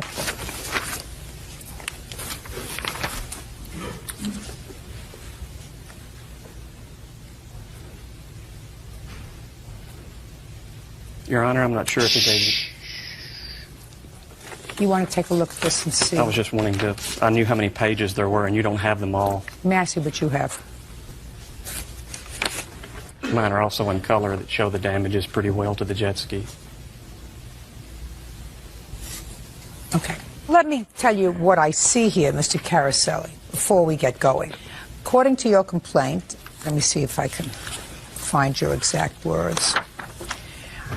This vehicle I paid over $1,800 for, according to you, quote, was virtually worthless and would cost over $1,800 to bring up to running condition. The eBay notice said the engine was in perfect condition and looked like new. That's what you say. But that's not true, sir. Let's look at the documents that you gave me. The first thing it says here, this item is being sold for a friend. Yes, ma'am. So that would have given me cause to pause right away. Why isn't the friend selling it? Why is he selling it? So you knew immediately, based upon this, that he was not the owner. Then you say that it was in like new condition, looked like new, the engine was new, but that's not what it says, sir. It says, and he clearly says, I've tried to show this thing in the worst and best condition. It was banged up against a dock, doesn't look good. He says, I have not heard the jet ski run. The battery is dead.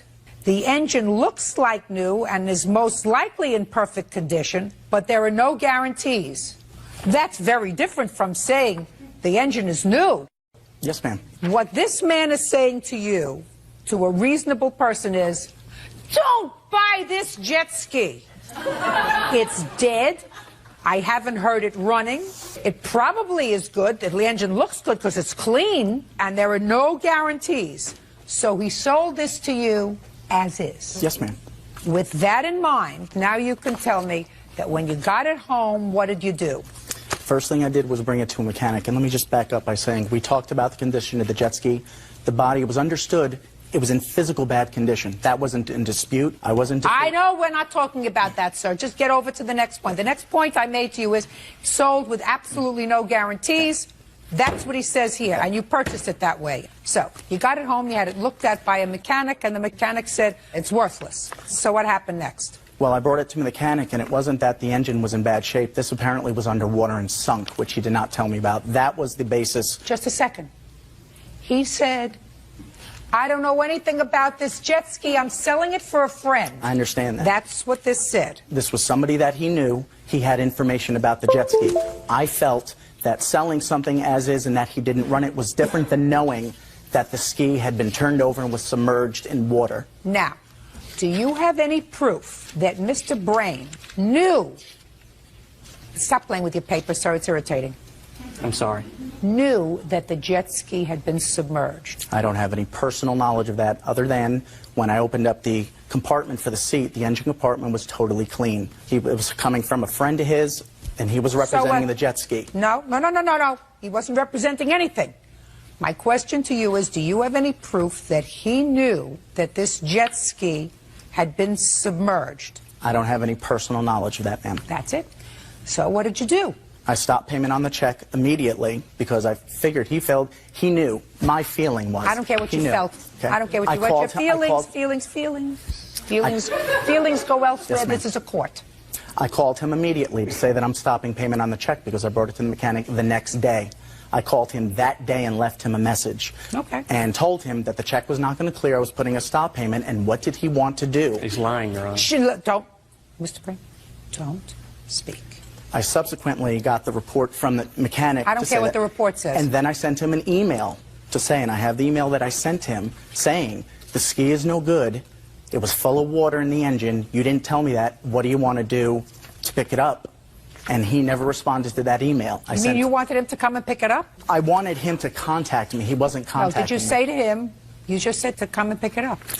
That's what the email said. I wanted to evoke a response because he wasn't returning any of my phone calls. Just a second. What you said to him in the email was, when are you going to come and pick it up? And how long a drive was it? About 600 miles. 600 miles. Yes, so you wanted him to come and pick up the jet ski? I was willing to bring it back, but he Where was did not. you tell him that in the email? The email didn't say that. I figured he would now finally call me if he got this email. Judge Judy continues in a moment. Caroselli says he was scammed on eBay by Mac Brain. Michael claims Mac sold him a jet ski that had been sunk. You say that the ski can be picked up in Pineville, North Carolina at your convenience. It's about 500 miles away. This is non-negotiable, nor up for debate. That's what you said. In the email, okay. yes. Okay. Then you found out that he stopped payment on the check. Yes. And you contacted the authorities. He did not. Shh. What did you do? First off, he never called me at all. Okay. I never got any correspondence in any kind of way as far as him saying... You got the email. Right, I got the email. At that point in time, I didn't know what to do. I didn't have a clue as to what my recourse should be at that point. Let me have the name of the person, the name of the friend for whom you were selling the jet ski. John. Who's not the owner. Shh. Just a second. Yes, ma'am. And I want you to explain to me, Mr. Brame, how it came about that you got this jet ski from John. He's been a friend for quite some years. He was opening a daycare in a local town. He was needing money. He was asking me to sell various items for him on eBay. Why didn't he put the items up himself on eBay? Okay, because on eBay, when you first begin to sell, you don't have any feedback. And feedback's a very important thing when you sell on eBay. It tells everyone out there if you're an honest person or a dishonest person. So when you first start selling, you have a big goose egg beside your name, which means no one knows anything about you. He asked me would I do it. It doesn't sound like a very good friend to me, sir. He is a good friend. No. Good friend is not somebody that uses your good name. What he did was give you an item that caused you trouble. Oh, it did, yes, ma'am. Okay. And it gave you trouble because either he did not represent to you that it had been a salvaged vehicle. It wasn't a salvaged vehicle. And how do you know that, sir? I have the title in my possession, and it's not a salvaged vehicle. Submerged. Okay. Most any jet ski, what knowledge I know of jet skis, and from my seeing people on them, often they're submerged. I'm not interested in what you think you know about jet skis, so you're not an expert on jet skis. No, ma'am, I'm not. I've seen them, too. So, did you ever see to it that Mr. Caroselli got clear title to this jet ski? No, ma'am. I have an email here from Mr. Caroselli when he would not let me come get it. He said the jet ski was gone. Oh, can I see that, He no please? longer had the jet ski. Can I see that, yes, please? Yes, ma'am.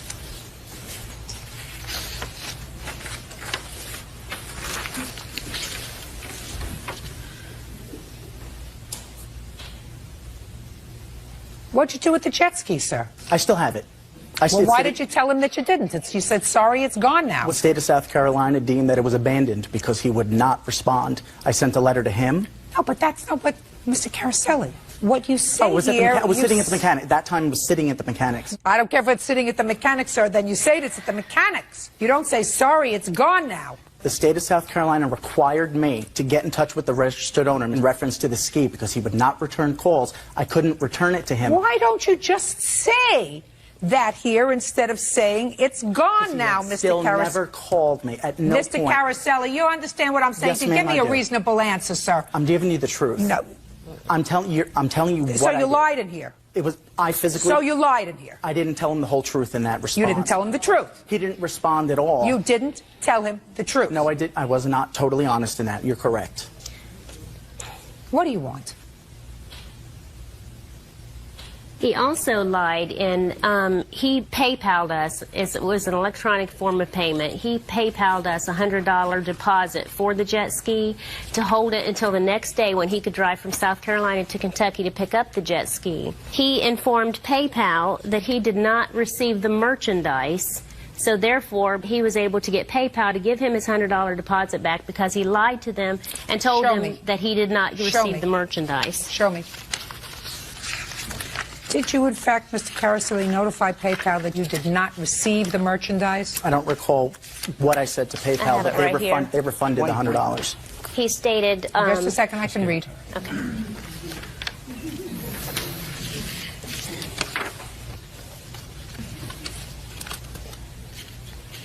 Well, you did say in here, sir, the reason that you're stopping payment is that the seller has never delivered the goods, nor the title. That is correct. Well, he did deliver the goods. You did get the goods. It was my belief that it wasn't what it was supposed to be. Okay. I was disputing the $100 deposit because it was all part of the transaction. Ultimately, you contacted authorities because that's why he was arrested. Is that right? That's correct. And he paid you the money? He paid me the money over several payments where he agreed with the county attorney to make these payments. Okay. Now, what did you do with the money? I gave it to Mr. Your Honor, the check was made out to him. The sale was with him. He told me he was selling it for a friend who owned it, and when I got contacted by the county attorney, I had not heard one word from him since day one. I got contacted 6 weeks later saying they were coming to arrest me. Mr. Brame, do you have the ability now, as we stand here today, to transfer title to Mr. Caroselli to this jet ski? Yes, ma'am, I do. Show me. This title has already been signed and notarized, which I had showed to Mr. Caroselli the day he came, and it's ready for the new owner's signature to be placed on the back. When did you show this to him? The day he was there. I made him a copy of it and gave it to him that day to show him that I indeed had the title and he had all the information. Is that right, Mr. Caroselli? He did show me that title. So if he showed you the title, you were aware of the fact that the owner's name was... Yes, ma'am. Well, what you said was you went into the glove compartment of the jet ski and found paperwork. Let me see if I the can... registration. You said, upon having the jet ski in my possession, I found the registration for the vehicle in the glove compartment. The defendant was not the registered owner. This was never disclosed in the original ad. That may be true, but that's sort of trying to mislead me, sir. So you were aware of the fact when you bought the jet ski that Mr. was the owner, not Mr. Brame. Yes, I knew that. The point is, after I stopped payment on the check, there was nothing I could do with it anyway. Putting all this aside, I didn't have the title. I had a worthless jet ski. I'm calling him, sending him an email, whether it was fully disclosed or not. He never once got in touch with me, never picked up the phone. I had this thing sitting at the mechanic who I owed money to, and he never got in touch with me one time until I get a letter from a county attorney in the end of August, 6 weeks later, saying, Mr. Brame has now contacted my office. No police report. He never went to the sheriff's department. 6 weeks later, after he's done nothing to contact. Your Honor, that's not true. There's no reports in his area. He never made a report. I don't care whether there's a report or not. You took 11 days to get back to me. This is your email to him. Sorry, it's gone now. Besides, you are not the registered owner anyway to have to claim it. What I'm suggesting to you, Mr. Caroselli, is I don't think you're a scam artist. I think you were really frustrated. I was. And you sent him an email, and you said to him in the email that you sent to him, The engine has been underwater, it's got sludge, it's got mud, you misrepresented. You can now come 500 miles and pick it up at the Friend in North Carolina. You can come here. This is non-negotiable or up for debate. You can either accept the ski or pick it up and pay to get it back. Call me Monday and let me know what you decide. And he never called. I used wording Just a because second. I wanted to elicit a response from him. He's not a mind reader, sir. He's not Karnak. He wasn't returning. You did the wrong thing, Mr. Caroselli. Your Honor, we did correspond with him. I have a copy of the email where we responded to him. We said at what address and phone number is the jet ski at. We were willing to drive there and pay that $100. I never received this email. Just a second. That's when you responded to us. This is July 24th. Oh, yeah, you received this email, sir, because the next day you responded. July 24th, they said, at what address and phone number is the jet ski? Then I misspoke. Yeah, you misspoke. On the next day, you say you took 11 days to get back to me. Sorry, it's gone now. Mr. Caroselli, unfortunately, sir, you bought yourself an as-is item. Yes, ma'am. And here's the title. Your Honor. It's signed over to you. It's been paid for. Yes, now you have the title. May I say? Yes. It's not even so much the jet ski. I understand with the jet ski, buyer beware and all that. The point is, after all this, the contact with the county attorney. None of this had to happen. This was all inappropriate. For 6 weeks, nothing happens. They don't go to the police. I don't get a call from the Kentucky State Police. I get a call. Receive this letter. It's very important. I got that letter from the county attorney saying that I've defrauded him because I've tried to deprive him of Just a second. So you were contacted. 6 weeks later by the county attorney. Fine. Yes, ma'am. Just yes, a second. So what did you do when you received this? I called the county attorney immediately to say, this is a civil matter. This is a dispute between two people. He was saying that I wrote him a bad check. This is an insufficient funds issue. Listen to me, sir. Listen to me, sir. Yes, ma'am. You chose to put him in the position of having to be the active person, the person to go to court and sue you. That was your tactic. Yes, ma'am. And whatever emails that went back and forth, some of which I've alluded to yes, ma'am. Here, he chose to call the county attorney and to say, listen, he now has my jet ski, and he says I have to come and get it 600 miles, and he now has the money. That's not fair. And the county attorney contacted you, and you said he's not getting his money, and he's not getting his jet ski. Listen to me, sir. Yes, ma'am. What you're complaining about is not the title, because you have the title. But you're complaining about the fact that he waited 6 weeks. You're not paying attention, Mr. Harris. Are you a lawyer? No, ma'am. Because you say something Yeah, he here. told us he was. Just a second. You say something I here. wrote in the Listen email to me. You wrote in the email. I had it confirmed by 2 different watercraft mechanics that without a doubt the ski was underwater and you failed to disclose it. Except this is true. I practice law as well. It is a violation of the law to sell a vehicle of any type without full disclosure. So you lied to him when you said to him. I wanted to elicit a response. Well, here's your response. You have the us. title, you have your jet ski, the rest of your case is dismissed. Such a That's all. Thank you. Step out.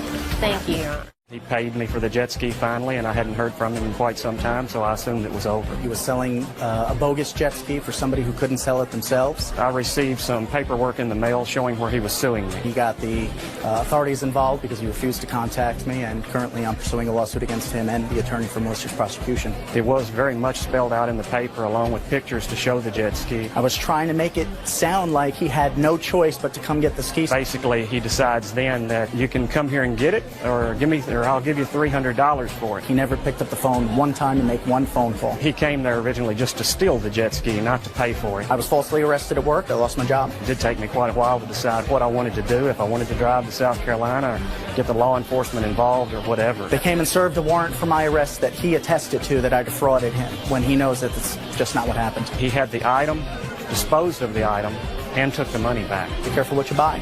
23-year-old student Derek Carnahan is suing his ex-fiancée, medical secretary Samantha Parisi, for the return of an engagement ring.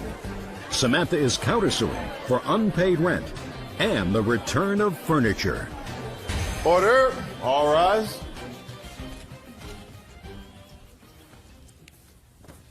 Yeah, this is case number 525 on the calendar in the matter of Carnahan versus Parisi. Parties have been sworn in, Judge. You may be seated. Folks, have a seat. All right, this doesn't look like a very complicated case. Let's see how expeditiously we can deal with it. Can I have the ring, please? Mr. Carnahan, this is your former fiancée. She is the mother of your child. Yes, ma'am. You were engaged. You broke off the engagement. You want the ring back. Yes, ma'am.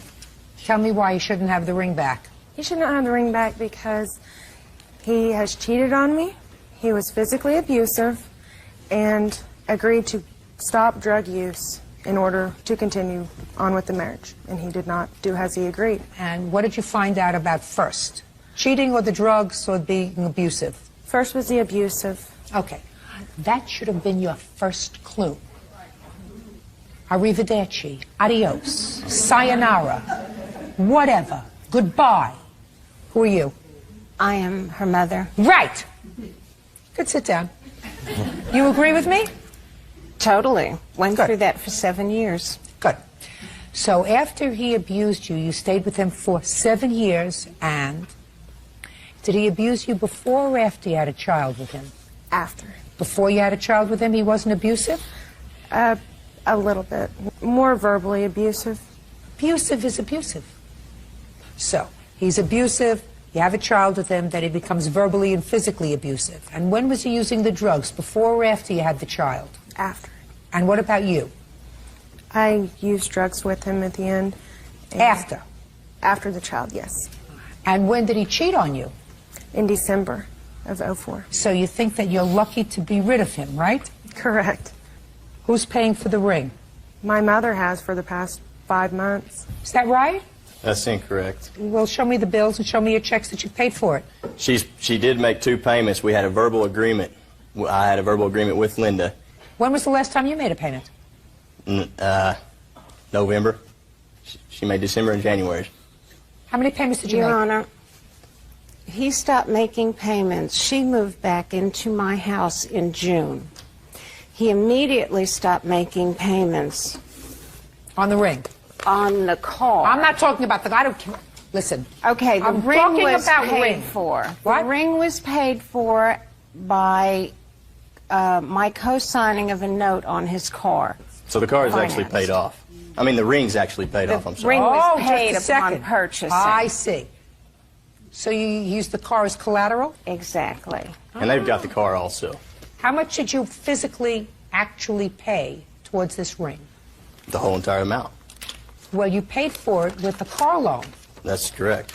And when was the last time you paid on the car loan? November. November, December. I've been trying to have verbal. I had a verbal agreement with her. She used my daughter as a pawn to come and try to repossess my car, and you know, I mean, they owe me money. Samantha owes me $500 Listen, previous to this. Shh. Just a second. I'm getting unsympathetic with you, sir. Okay. How much did the ring cost? $42.95. How much did you take out a loan on the car for? I put $1,000 down. I had $1,000 cash in the bank, and I put down $32.95 that I borrowed from the bank. Do you have the car?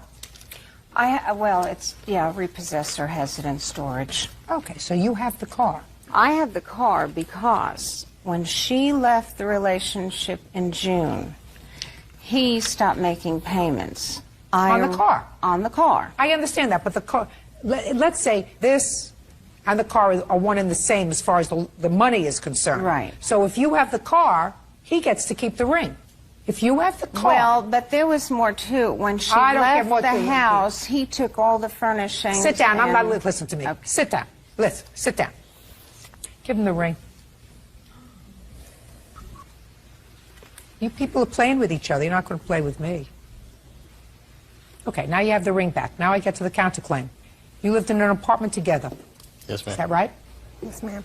You say in your counterclaim that you were being sued by the landlord for unpaid rent after you left that he should be responsible for, that you have paid.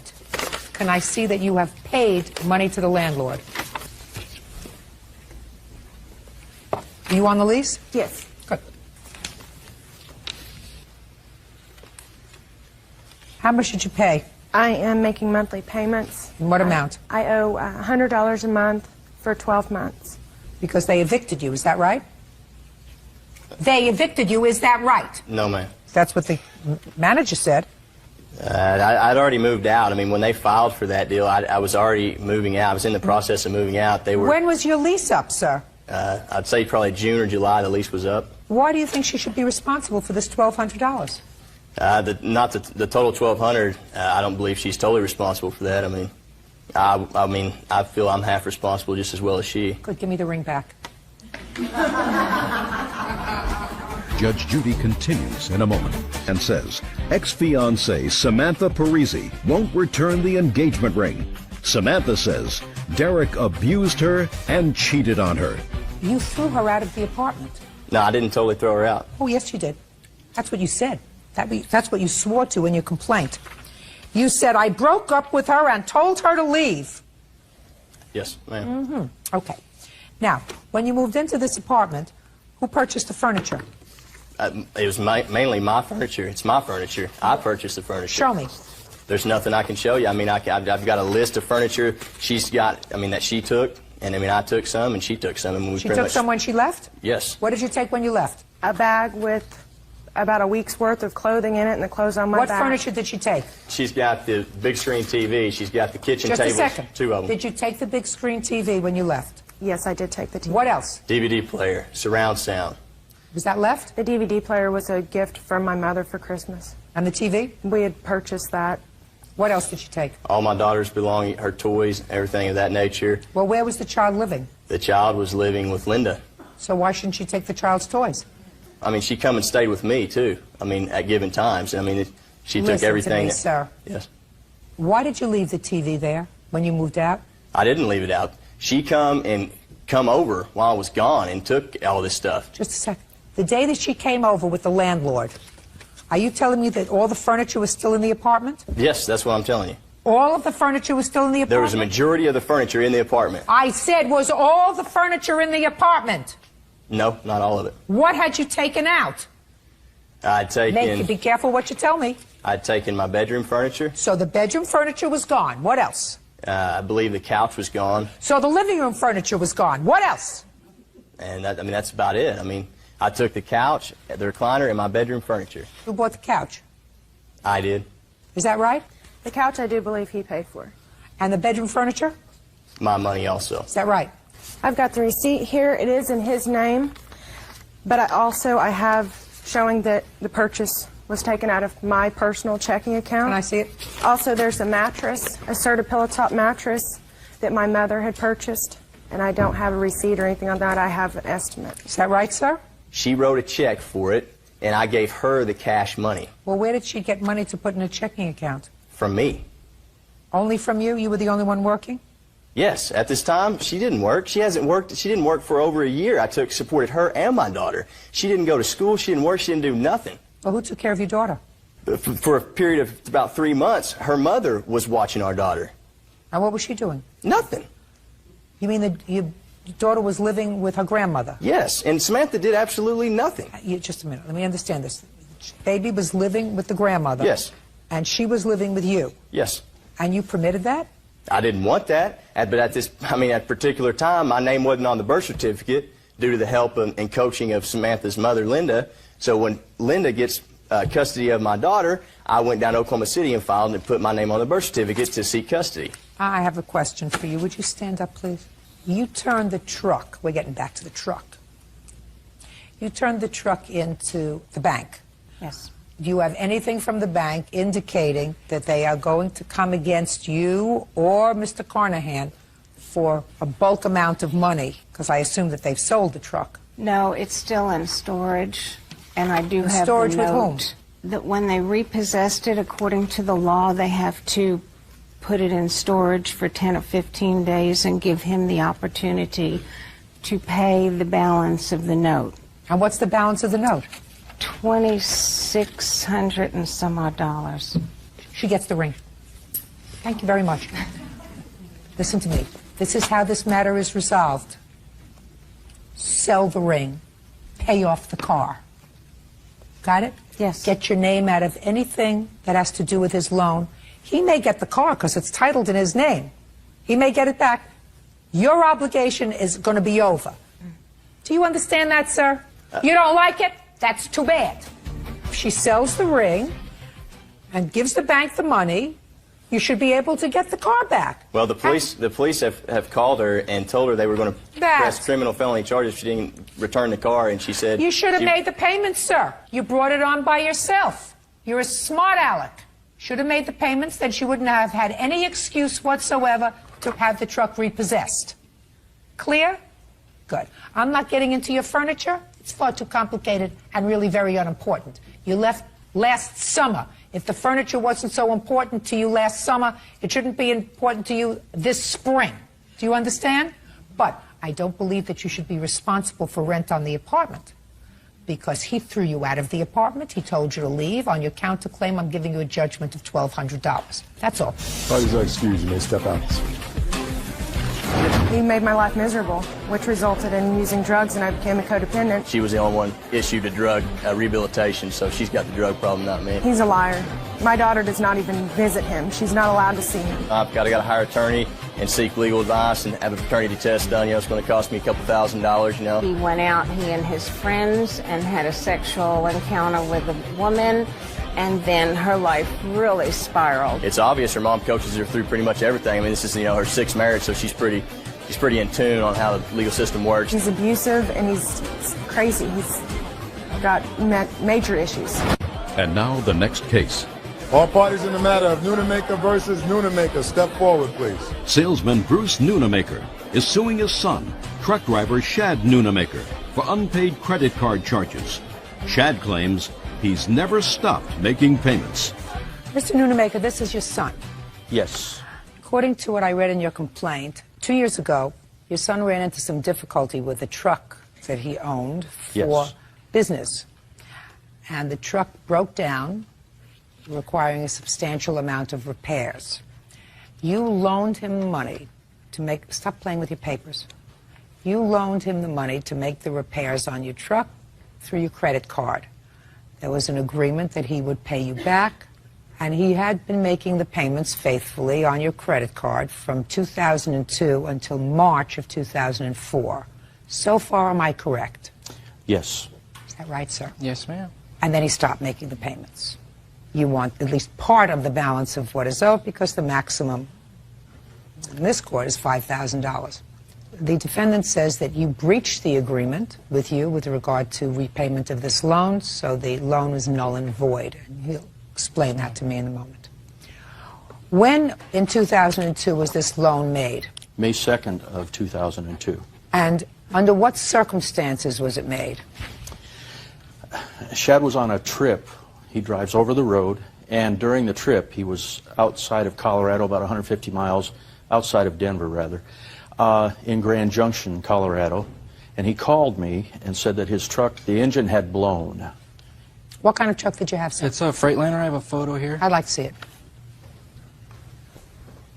That's the exterior and then, yeah, okay. Interior. Go ahead. Go ahead. He told me on the phone that he was unable to arrange his own financing for the $12,000 engine in his truck, and without that, he was out of work. Now, tell me, sir, why did you stop making payments? You were making the payments to your father. Ma'am, I never stopped making payments. As a matter of fact, I have a copy of all of my checks, and I also have a copy of check number 619 for $247.54, which I just called yesterday, and my bank says it has not cleared, which tells me that for some reason or another, Bruce does not want to cash the check. Did you receive a check that you did not cash, sir? I cashed it a couple days ago, yes. So you did cash it? I did. Just a few days ago. So what are you doing here? That was a check for March. At the time of our separation, he was living with me in my home. I understand that. And it came to a point where we came to some conflict. I understand that. And he moved out, and he moved out. You told him to move out, and he was angry. But you've just cashed a check, sir, that he paid for, and he said he's paid for the truck, and he intends to continue to honor the agreement. So what are you doing here? That's not true. What's not true? The truth of the matter is that he sent me a check after we separated on March 19th. Sent me a check for partial payment on the March payment. At the day that we separated, when the papers were served by the Jefferson County Sheriff's Department, he verbalized that, and prior to that too, that I would never see the rest of that money. Well, he was speaking out of the top of it, or, you know, he was speaking out of anger because he acknowledges that this is his debt, and he's acknowledged that in open court. Is that right, sir? Yes, ma'am. Perfect. You understand, Mr. Noonamaker, that if you fail, now that we have an acknowledged debt, it doesn't have to be in writing anymore. It's an acknowledged debt under oath. With no So, stipulation? listen to me. It's an acknowledged debt under oath. You understand that if you fail to pay this debt, your father has a lien on your truck. Do you understand that? I want you to understand that. No, I don't know that. Well, then I am telling you that. Your father has a lien on your truck should you fail to pay it. It's exactly the same thing as if you had a written contract with him, a written loan agreement with him. Do I make myself clear? Thus far, yes. Good. I suggest, sir, that you make those payments on Ma'am. time every month. Ma'am? Yes. May I add something? It's very important. Before I moved out, I told him that if he breached our agreement, he would not see it. And he said, that's fine. I'll take the loss to get you out of my life. What are you talking about breach? Tell me.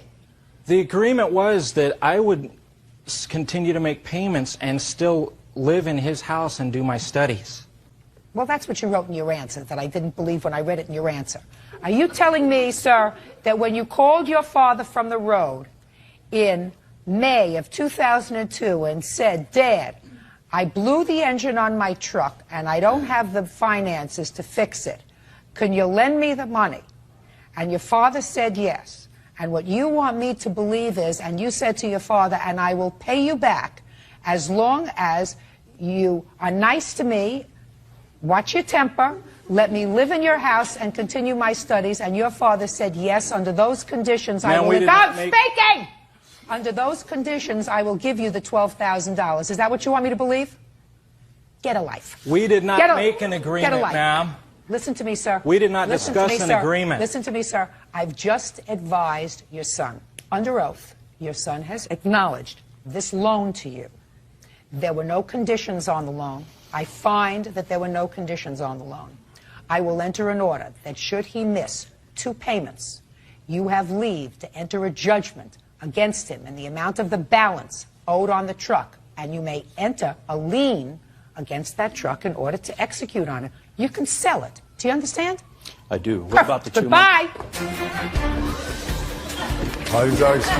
He has issues from his childhood that he's still trying to work through. The animosity began, I don't know, years and years ago when he developed a chemical imbalance. Chad left us once before for 3 years. We didn't know if he was alive or dead. Bruce said that he would let the thing go, and then he sued me 2 days later. Can you understand why I was a little bit confused whether or not I was supposed to be making payments? I didn't forgive the debt. I said, I'll have to deal with it in whatever fashion I have to go. If you want to go upward, you have to get away from people that are trying to drag you down. I hope that there's healing for Chad's spirit and our family. All parties in the matter of Aon Orozco versus Roseberry.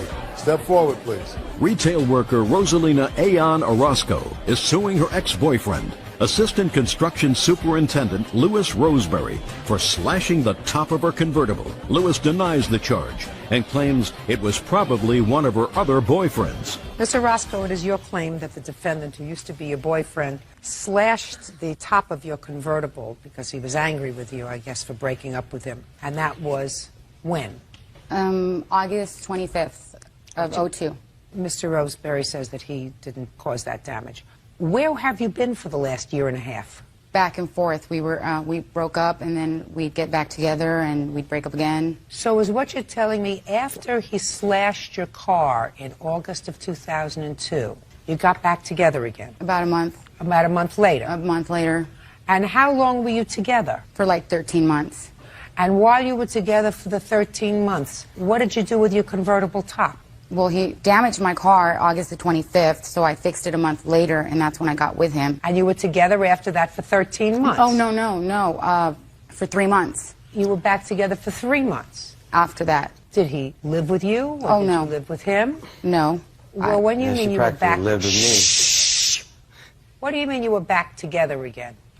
We went back together because he promised and that he'd fix my top, that he was sorry, that he had some kind of issues, that he was going to the anger management classes, and that he's going to get help. Fine. So that didn't work out after 3 months, and you broke up again. In December, and that was it. I didn't go back. But I was threatened. I mean, he threatened me. If I didn't go back with him, he would... fantasy. Mr. Roseberry. She's on a fantasy. Mr. Roseberry, are you under the influence of any drug or alcohol at this moment? I'm No. asking you a question. No, I'm not. And if you're not, try to maintain a certain amount of decorum because you're in a court. Do you understand? I understand. Good. You can drink later. What I don't understand, Mr. Roscoe, is you had a fight with him. According to you, he damaged your car. You went back together. You went out with him. You slept with him. You shared a bed with him. You shared a life with him for 3 months, 4 months, however long it was. According to you, it was August that he did this. A month later, you went back with him. September, October, November, December. So you were back together for 4 months. So what are you bothering the courts for now? Well, I want him to pay me because he did the damage to my car, and I had to ask my sister for the money to pay for the car. I mean, how long ago? When I got it fixed. When was that? September. Show me. You know, I'm so sorry, Your Honor. It was of 03. You gotta get your time straight, Mr. Roscoe. Hang on 1 second. It was August 24th of 03 when he damaged the car, and then a month later is when I went back with him. I mean, I just want him to pay the damage of... Just a second. I want him to pay because I seen him do it, and he threatened me, and I broke up with him. We were fighting a night before this incident. We were fighting, arguing from like 7 p.m. to 1 in the morning. I just didn't take his calls anymore. He called me the next day, and he said, okay, fine, if you don't want to be friends, fine, just call me, let me know. So I called him, and I said, you know what, I don't think that this is healthy. We need to not be together. I don't want to have anything to do with you, not even friends. Perfect. Then you should have sued him the next day. Did you report him to the police? The day that he did the damages, yes. There Let me was a see the police report. I'd like to see it, please. I called the police office. I'd like to see the police report. Don't speak. Just show me the police report. Your Honor, can I share something, please? Yes. Okay, thank you. Well, this girl is on a good one. She's hallucinating. Listen to me. Here hallucinating. Listen to me. Listen to me. Just stick to her convertible top. Okay, well, the convertible top I didn't slash. I didn't have nothing to do with that. As far as I know, she had 6 other boyfriends or something that were probably mad at her for the same reason I was mad at her. Why were you mad at her, sir? Because she's lying. She just constantly lies. So what'd you get back together with her for 4 months? Look at me. Look at me. Tell me why. Because I like to play around. So you don't care if she's of good moral character or bad moral character or wrapped too tight or whatever? She has no morals. And that didn't bother you? Well, it did. I have a daughter, you know, that I'm raising, and she... You're raising a child? Oh, yeah. I am. You're raising She's a child? an angel. She's a perfect angel. You're raising a child yourself? No, I have help. Whose help? Who's helping The mothers. you? What? The mothers. They're mothers? You mean you have No. one child who have several mothers? No, my daughter's mom, and her family, and my family. Do you live with your daughter's mother? No. Who does your daughter live with? We're 50-50 with our child. So she's half with me and half with mom. We don't fight or nothing. That's a wonderful. different... That's wonderful. Mr. Roscoe, get to the convertible top, please, and get there fast. You had a fight. You had a fight the day before. The next day, he called me and said, fine, if you don't want to be friends, fine, just call me and let me know. So I called him and I said, you know what, this relationship's not healthy. You need help, and no, I don't want to be friends. I want to have nothing to do with you. So I don't remember if he hung up on me or he said, I'm on my way. Either way, I called him numerous of times, but he wouldn't answer the phone. What'd you call him for? To tell him not to come to my house. To stalk me. Just a second. You called him, you told him you didn't want to have anything to do with him. Well, he And sounded sincere. And he hung up the phone. You already told him not to have anything to do with him. And then, according to you, you kept calling him? I don't understand why you kept calling him. Because he hung up the phone, and I knew he would show up at the house because he's done it before. He's tried to break in the house. Love songs on my pager? He's tried to break in the house before. I'm not interested in that. Well, I don't understand why, if you told me you didn't want to hear from him anymore, you kept calling him on his cell phone. Because I said, I don't want us to be friends. Nothing. Zero. And then he hung up on me, so I called him because I suspected he was going to show up at the house, and that's exactly what he did. He showed up at the house, he knocked at my window, and he said, come outside, let's talk. And I said, no, I'm not going outside. Please leave. My sister is here. So he kept knocking on the window, and then I said, leave or I'm going to call the cops. And that's when he got really mad, and he said, come outside, I'm going to you up. Excuse me. And I said, no, I'm not. And so I picked up the phone and to call the cops. And I said, you know what, I'm calling the cops, and I'm on the phone with them. And he said, come outside because I'm going to you up and I'm going to your car. So I was on the phone with the police, and I said, my ex-boyfriend's here, and he is outside. He wants to come in the house. Then I looked out the window. No, I looked out the window. Boyfriends or something. No. So blame this one on me. No, because Your Honor. What don't you understand? Am I looking at you? I'm trying to speak mine. No. I didn't ask you anything. All right. I looked out the window, and I seen him. He walked to my car. It was parked in the driveway, and he started slashing my top. Now I want to go forward again. This guy has issues. Okay. Now I want to go forward to when you got back together again. It's gonna be crying. Why? Is this another threat? Is this another threat? Making up stories, all kinds. Don't This girl's a threaten me. storyteller. No. Like, for real. Damn. Storytelling. Louis, you're lying, so don't come You up lie here and more lie. than... Your case, This girl Mr. lies like a Roscoe, rug. is dismissed. Because when I tell you that you have the absolute right to come into a court, even if you come in late, to file a case, even after you've condoned, as far as I'm concerned, by living with him, staying with him, sleeping with him, touching him, feeling him, letting him touch you for 4 months, you've condoned this slashing incident after it happens, but you still have the right to come in and tell a story. You do not have the right, as far as I'm concerned, to disrespect this court by treating this court as if it was a talk show. Do I make myself clear? Good. Your case is dismissed. Out. Parties are excused. You step out. He promised me that he was going to pay me, and he was crying and pleading that he was going to pay me to not take him to court.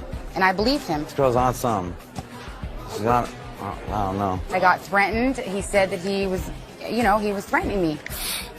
I think she's wacko. If I didn't go back with him, then he's going to put me 6 feet under. That's exactly what he said. She never told me what she was out doing. She would just be like, I'm out and about, come by at 3 in the morning. That's, it makes you wonder. He's making things up. He has issues. This guy has issues. I never knew her real age. She never told me in a year and something months. I'm done. I'm putting this behind.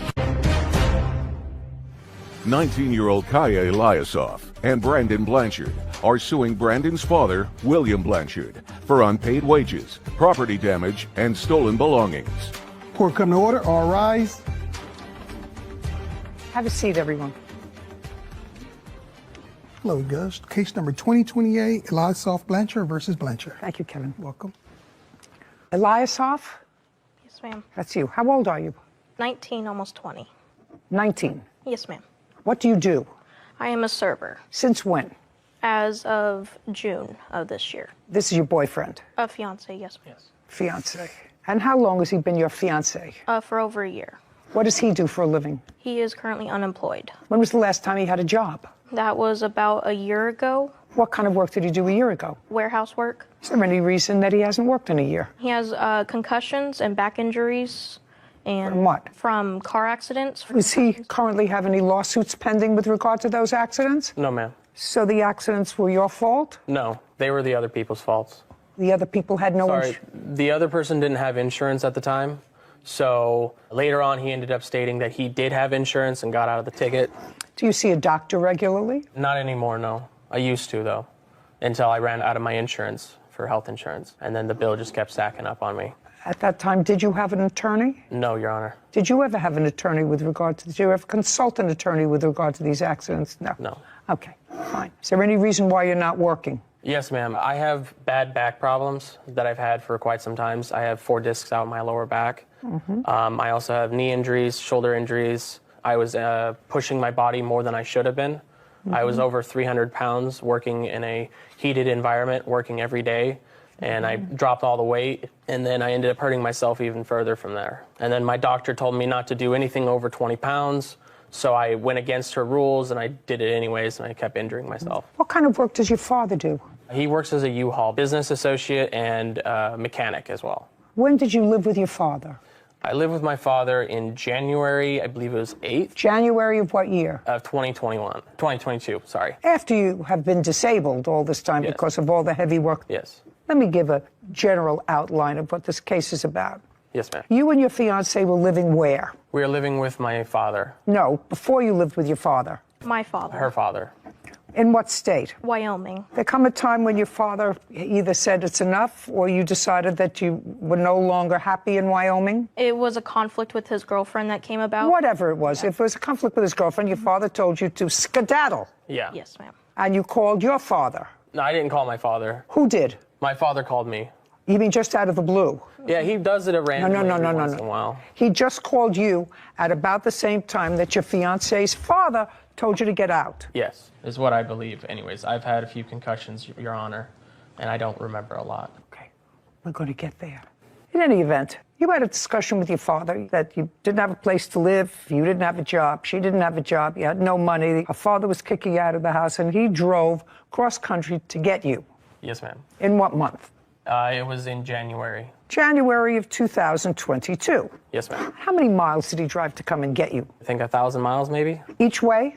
Each way, probably about 2,000 total, something like that. Okay, so he drove 2,000 miles to come and get you. Yes, ma'am. And then he brought you back to his house. Yes, ma'am. And you weren't working. Yes, ma'am. And the girlfriend wasn't working. Yes, ma'am. Okay, so if you weren't working, the girlfriend wasn't working, you had no money, so your father was taking care of your expenses. Yes, ma'am. Okay, good. And now you're suing him. And you're suing him for a host of things, which I'm going to give you a relatively short time to tell me about. But one of the things that your fiancé says is that your father owes you for wages because you worked for him. Yes, ma'am. Doing what? I was doing U-Haul work, basically. What is U-Haul work? Oh, sorry. I'll explain. Sorry, ma'am. Basically, what we do... Not basically. I don't want to hear basically. Sorry. I want to hear what you were doing. I would hook up U-Hauls. I would also clean and inspect all the vehicles. Just a second. Hook up the U-Hauls. Hook up the U-Hauls. Clean and inspect them. Clean and inspect them. What does it involve in cleaning them? Basically spraying down... Not basically. Sorry, ma'am. Sorry. We spray down all the... Not we. You. Yeah, sorry. I spray down every single surface of the innards of the vehicle. Basically the steering wheel, the floor plates, the radio, everything. And when you hook them up, explain how you hook something up. How I have to hook something up is just backing up, lining up with... So you'd have to drive? Yes, ma'am. And you're driving a car and backing up? Yes, ma'am. And so, then... so you're using a rear view mirror? Yes. And yourself? You're looking to see where you're backing up because you have to use both? Yes, ma'am. Okay, and then you hook them up. What else did you do for your father? I also did paperwork for him, doing like inventory stocks and stuff like that. Terrific. Basically... Not basically. I don't want to hear basically. Basically is a filler sorry, word. ma'am. What else was I doing? I would sweep, clean up his shop. I would do a lot of things. Okay, all while you were unable to do anything else? Yes, ma'am. I would... just a second. What were you saying? After your back issues, after your concussions, after whatever other injuries that you had from working someplace. By the way, you don't have a lawsuit pending against anybody, do you? No, ma'am. So it's just a question of fetching, other than maybe trying to collect a disability somewhere along the line from the federal government. You were able to hook up U-Hauls, clean them and sanitize them, sweep out the premises, do paperwork, but you can't work. I mean, because part of the lawsuit is about all this work that you did. But all while you're telling me that you're unemployable because of all the injuries that you had. Yes, ma'am. Yeah. Okie dokie. You understand how ridiculous that sounds to me. Yes. I only had one other case in my recent memory that sounded anywhere familiar to this story, and that was a man that was also receiving disability because he had a bad back. He was the plaintiff in a lawsuit suing someone because he had built them an outdoor patio deck alone. Alone. And he wasn't paid the $6,000 for it. But he had been collecting disability for a back ailment for 31 years from the federal government. That sound odd to you? Yeah. Well, doesn't it sound odd to you that you're able to put hookups together and sweep and everything else, but you can't say, do you want a hamburger with your fries or fries with a burger? Yes, ma'am. That sounds peculiar to you. Right. So I don't want to hear about work. Okay, that's the first thing. And you lived in your father's house for how long, by the way? I think we only lived there for the first month, and then we ended up getting moved out to a camper for like the last bit of the, I think, 2 months that we were there. I don't know what you're suing for. You want to tell me? I don't want to see any pictures of what? Of the truck? The parts that were missing. I don't care. I don't care. After 2 weeks, he could burn that truck. It's on his property without his permission. Let's go. And later today. That you said perfectly. I would ask her for $50 or $100, and she would lend me that. Is that the word she used? She would lend me money and vice versa. Thank you.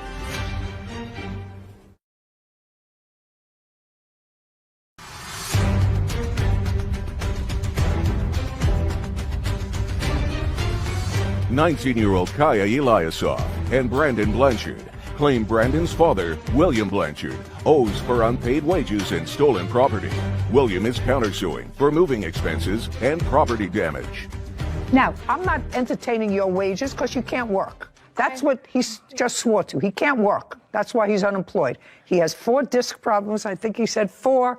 Whatever. He can't work. Forget him now. I want you to tell me what you're suing this man who drove 2,000 miles to rescue you after your father threw you out. I want you to tell me what you think he owes you for. For the stolen property of my vehicle. What stolen property of your vehicle? He stole my toolbox with the key with it and also parts that went to my vehicle. Did you take her toolbox? No, ma'am, I did not.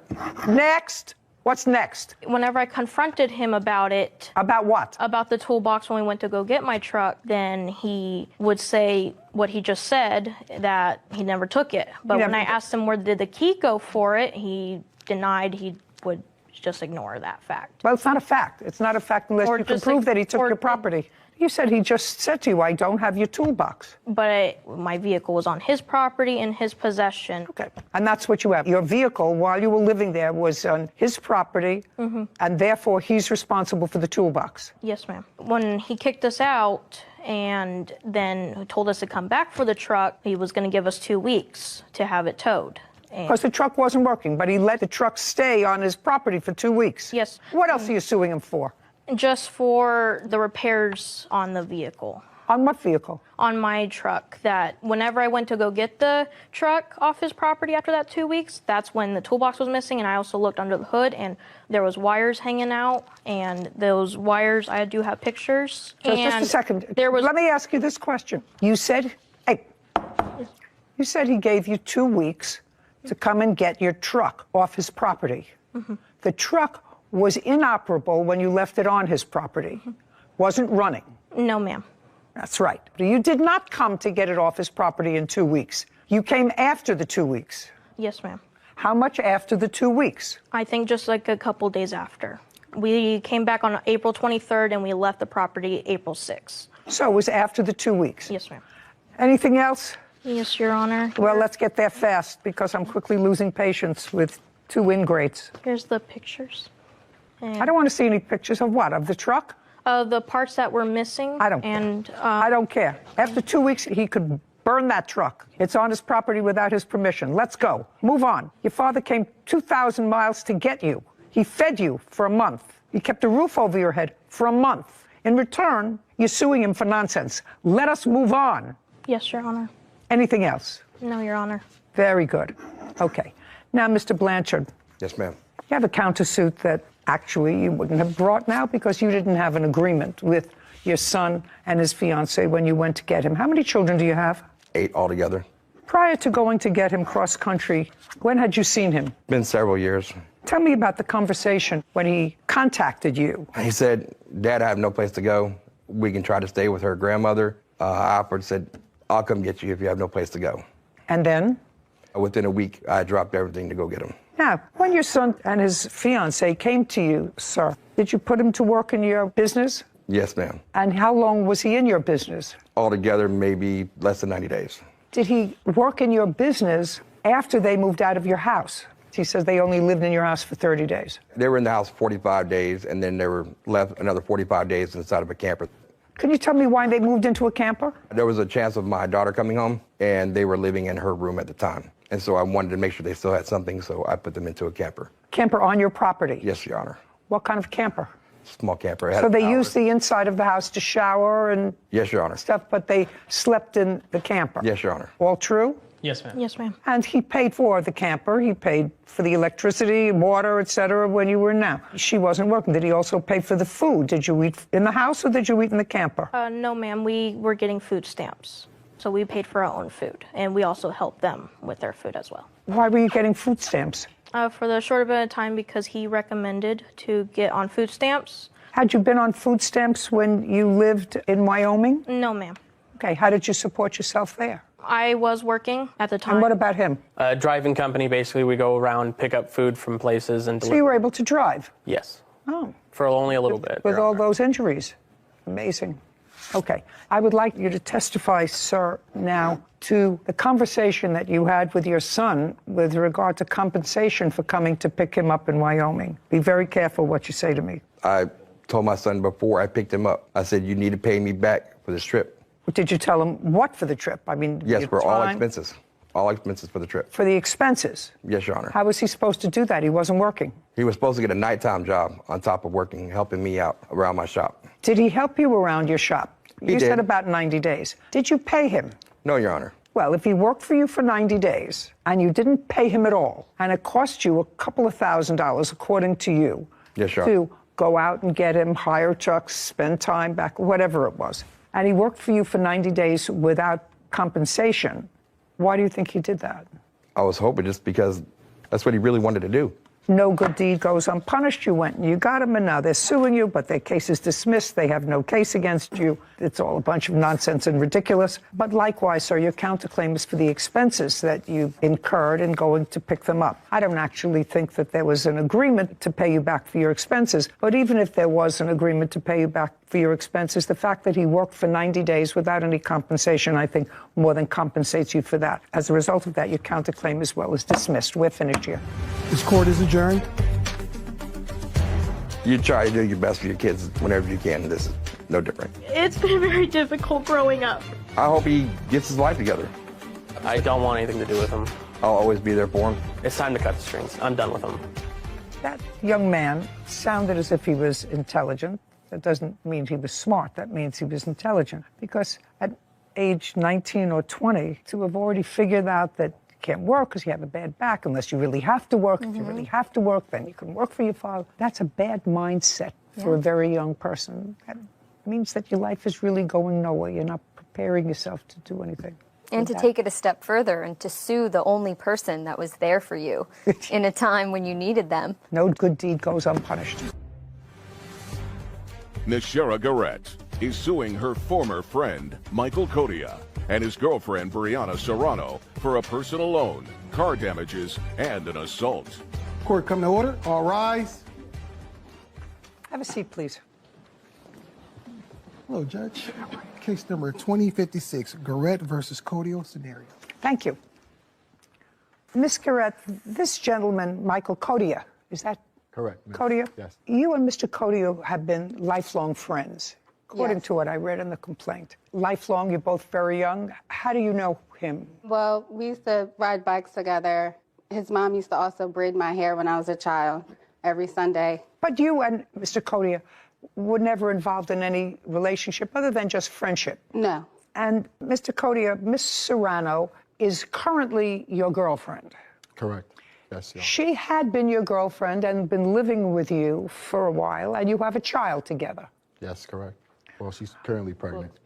We're expecting, we're expecting. Great.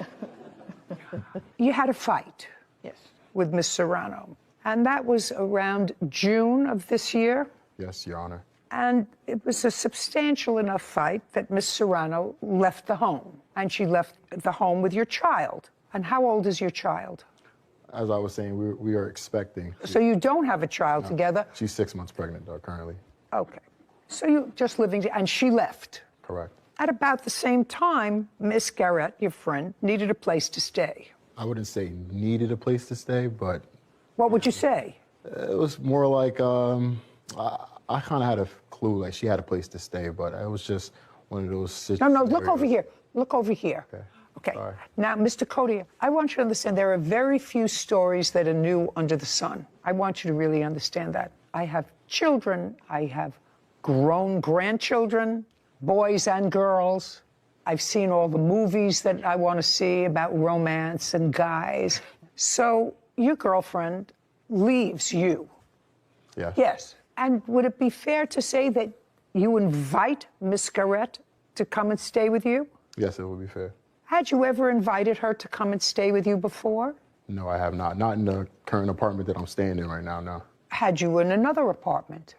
No. So the answer is you had never invited your friend to come and stay with you before? No. Interesting. So on June 27th, she left. On what date did you invite Miss Garrett to come and stay in your apartment? June 16th. June 16th? Yes. So 11 days before Miss Serrano left? Miss Serrano left about a week prior to her coming. What date did you leave, Miss Serrano? Do you recall? I don't recall. I recall it was the end of or mid-June of this year, I would say. I had personal things going on, so I really wasn't, you know. Now, Miss Serrano, I'm going to ask you why you left. We had a falling out. Me and Michael had a falling out. Yes. What did you and Michael have a falling out about? Well, at the time, my mother was in the hospital, so that it was a disagreement surrounding having to move back home and take care of her in the household. And? And that was pretty much it. Well, what did he say? He said he didn't want you to, and you... Yeah, he pretty much, long story short, didn't want me to move back to my mother's house, so that caused, you know... Okay, so he wanted you to stay? Yes.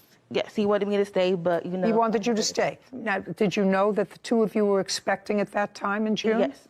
So he knew that you were expecting a baby, that you wanted to go back to your mother's house because she was ill and you wanted to help take care of her. Is that correct? Correct, yes. And despite the fact that he said, don't go, you left? Yes, ma'am. And you went home? Yes, ma'am. Okay. And it would be fair to say that he was annoyed?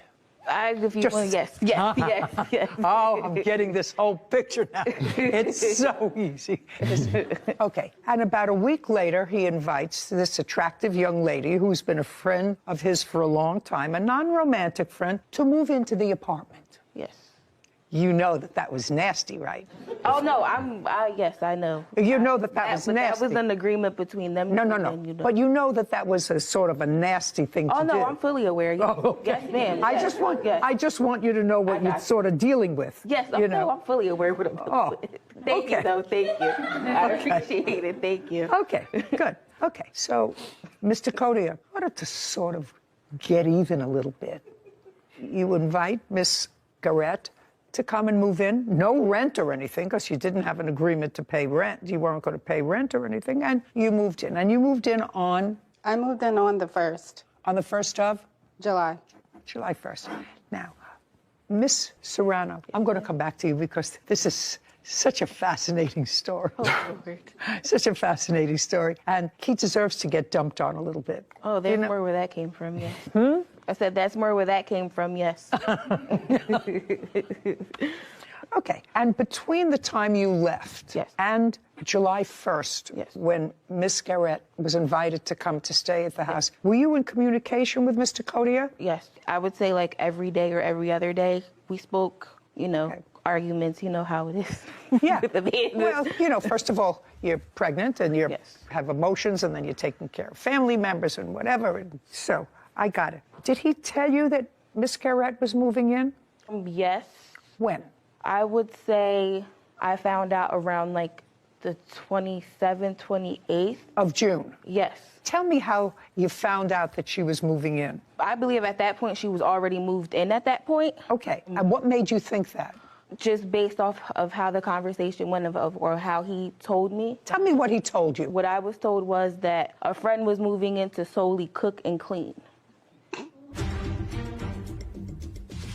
See what's happening to him? This fly is getting vengeance on him. Not getting on me. What the hell's going on? Oh, you got a swapper too, wow. I'm waiting for it to come over here. Yes.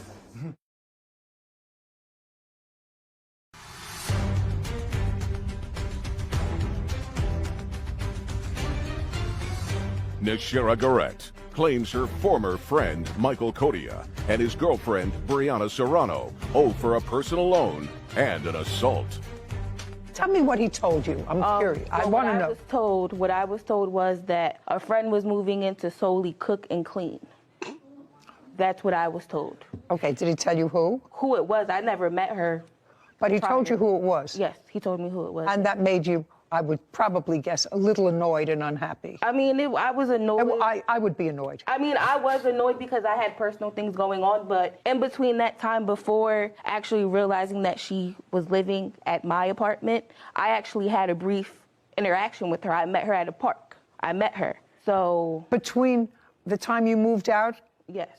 Okay.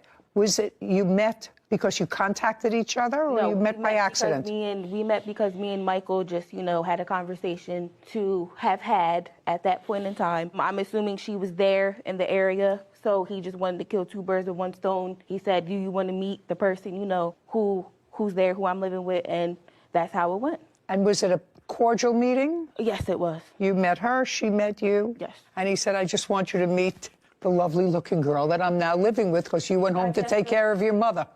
I guess so, if you want to put it... Yes, he... Don't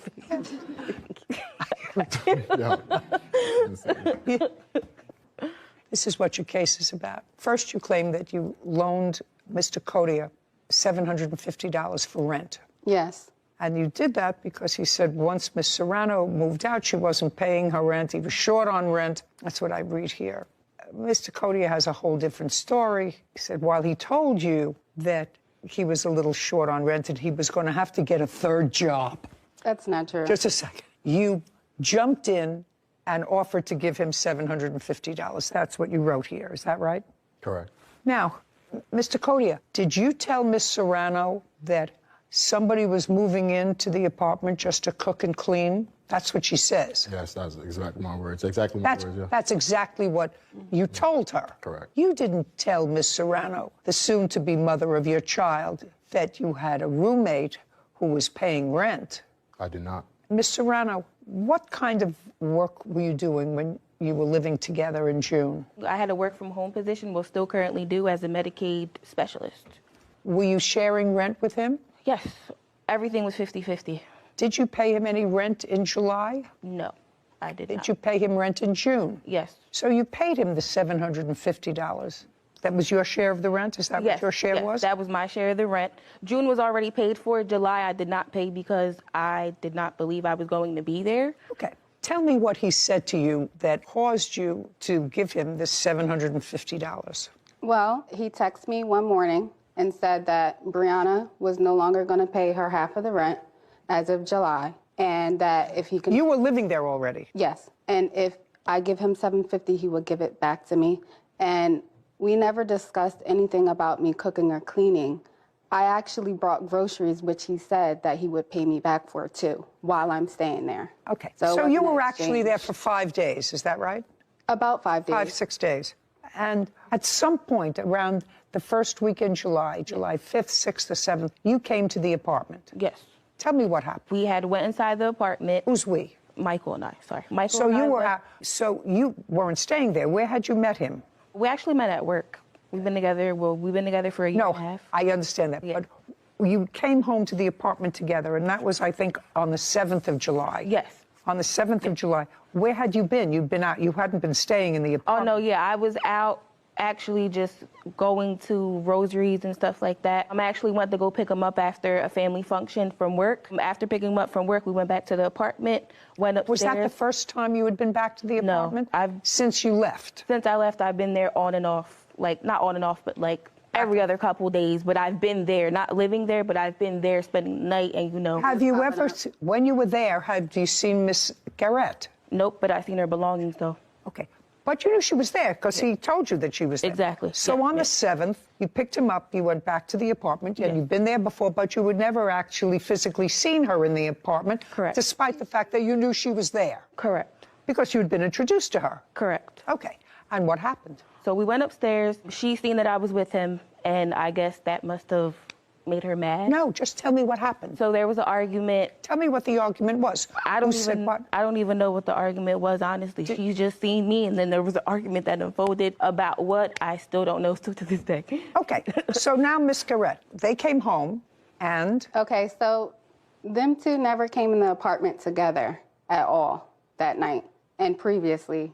No, just tell me that night. Oh, that night. So me and Michael discussed that, hey, listen, things are not working out. He has had multiple people in and out his house, and he was making me very uncomfortable, as well as Miss Serrano popping up. So what do you say? He's had multiple people in the house? Guys, women every night. I would sleep in the park. One night I slept in the park because he had Miss Serrano popping up at 3 o'clock in the morning. her throwing my things around, telling me to get out the house. So I had to go in my car and go sleep in the park. And we had conversations that night when it happened, when she popped up. Hey, can I go What sleep? date was that? It was, I want to say July the 2nd or the 3rd. Okay. Yeah. Before the 7th. Right. Okay. And that's when you went out and slept in the park? Yes. Just a second. Mr. Cody, you remember that evening? Yes, I do. Okay. And that evening on July 2nd or 3rd, Ms. Serrano was around, and they don't get along. They do not. Which is exactly what you anticipated. Of course. When you invited her to stay with you. Sadly. Absolutely right. Going to have two women fight over the prize, the grand prize. Okay. Did you take $750 from her? No, I did you? Did you? I didn't ask you a loan. Yes, I didn't ask you. She has proof that she gave it to you. Yes. Yeah, okay. So let's not play. Did you take $750 from her? I did. So it goes back to her. That's $750. Now we're going to get to what she alleges is the remainder of her lawsuit, which is damages for assault. Okay. On the 7th of July, there was some sort of an altercation. You want to tell me what that was? Yes. You did something that annoyed him. You went back to take care of your sick mother, which also attests to his bad character. And then what he does is he invites someone, a woman, to come into the house because he knows that it's going to irritate you. That's exactly what happened. He acknowledges that.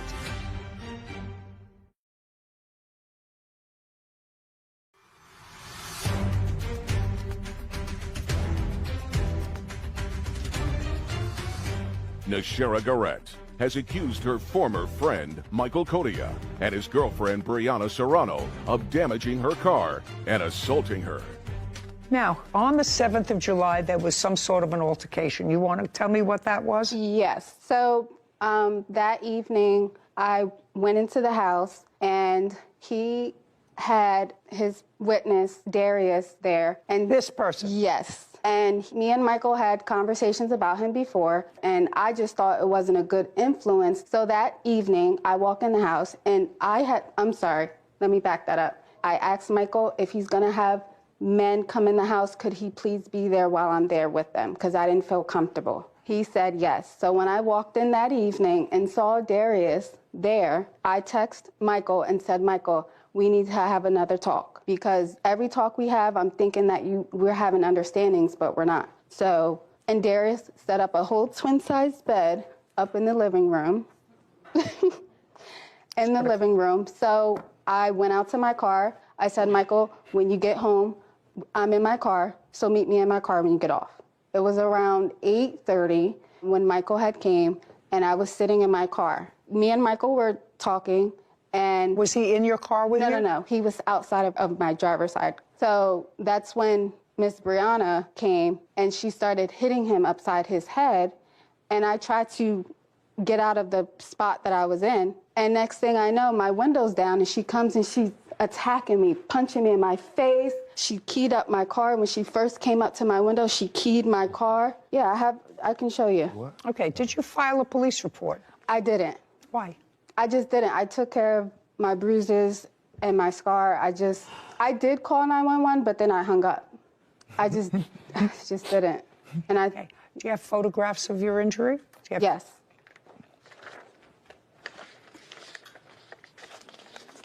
There you go.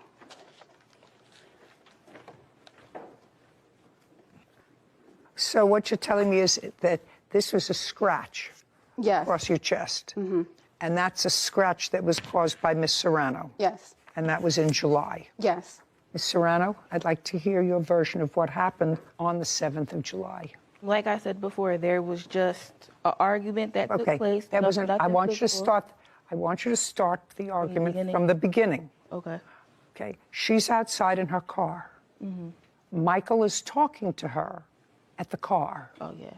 Did you drive over there or did you walk? How did you get I there?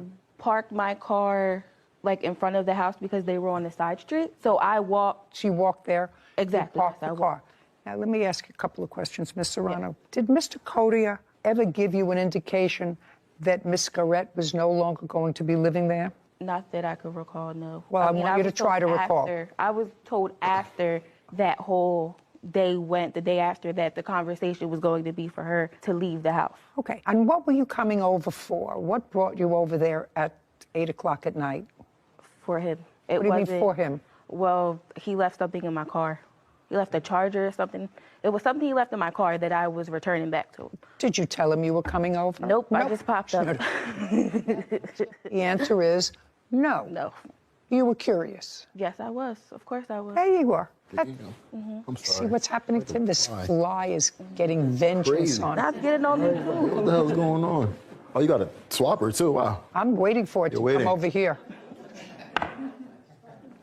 Did you seek medical treatment? I did not. Mr. Cody, I'm going to wrap up this case because I really understand it.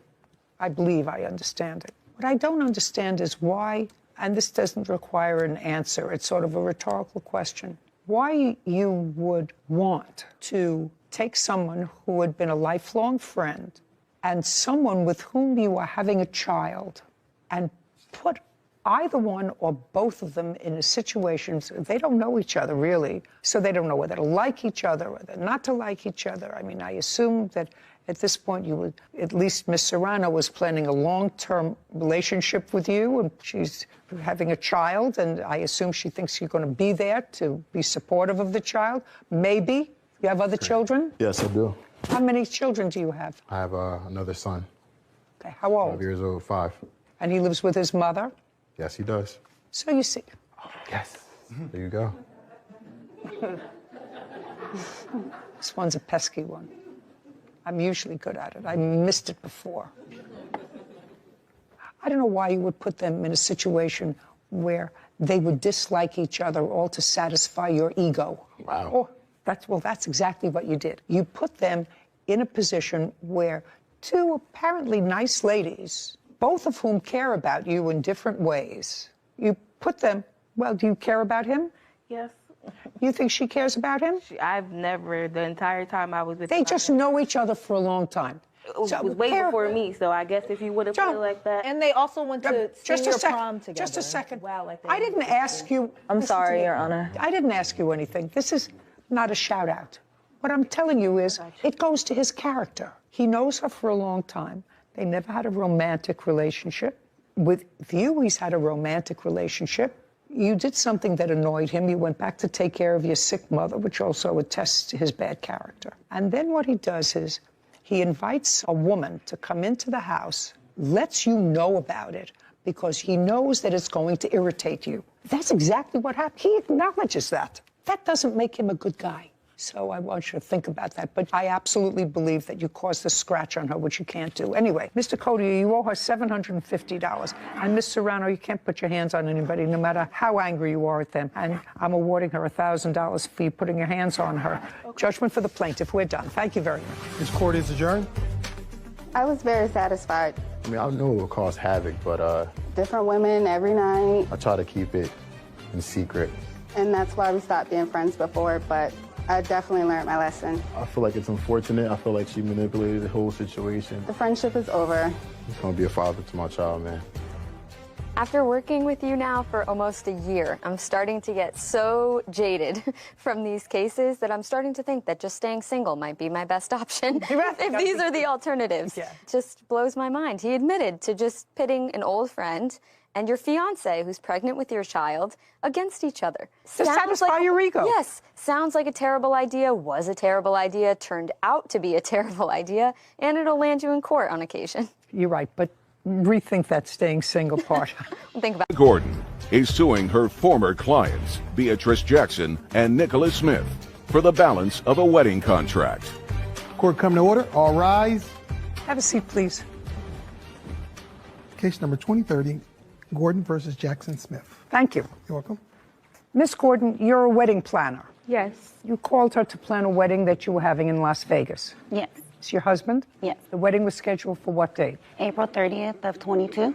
Your lawsuit against the defendants is for the balance of a fee that you say is due and owing to you. Ms. Jackson and Mr. Smith are counterclaiming for a whole bunch of things. They said that not only didn't they get everything that they paid for, that you selected the venue, and they were ejected from the venue because they weren't allowed to have a wedding there or serve liquor. So what was your fee that you quoted the defendants, and how much of that fee did they pay? My fee for planning the wedding was $4,000. And that $4,000, was that fee reduced to a contract? Yes, it was. I'd like to see it.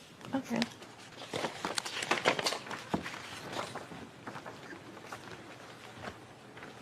Ms. Jackson, this your first wedding? Yes. And yours? Yes.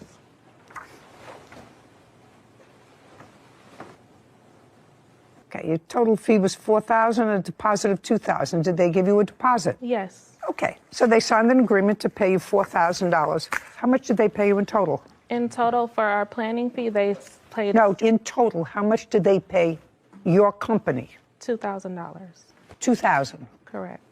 So how our company is set up is we're set up as an affordable payment plan for a wedding. So we set up our clients on a payment plan. So they also pay the expenses of all of their wedding through us. So you have to send them an invoice for what it was that you spent for the vendors. Correct. Okay. And then also the default of that contract states that if they miss payments, they have breached the contract. That's why we're here. Each of you is accusing the other of breaching this agreement. You say that they didn't finish paying you what they owed you, and they say you didn't furnish the services to them that they signed up for the wedding. They gave you $2,000, and the wedding was supposed to be held where? The banquet hall. Did you send them a deposit?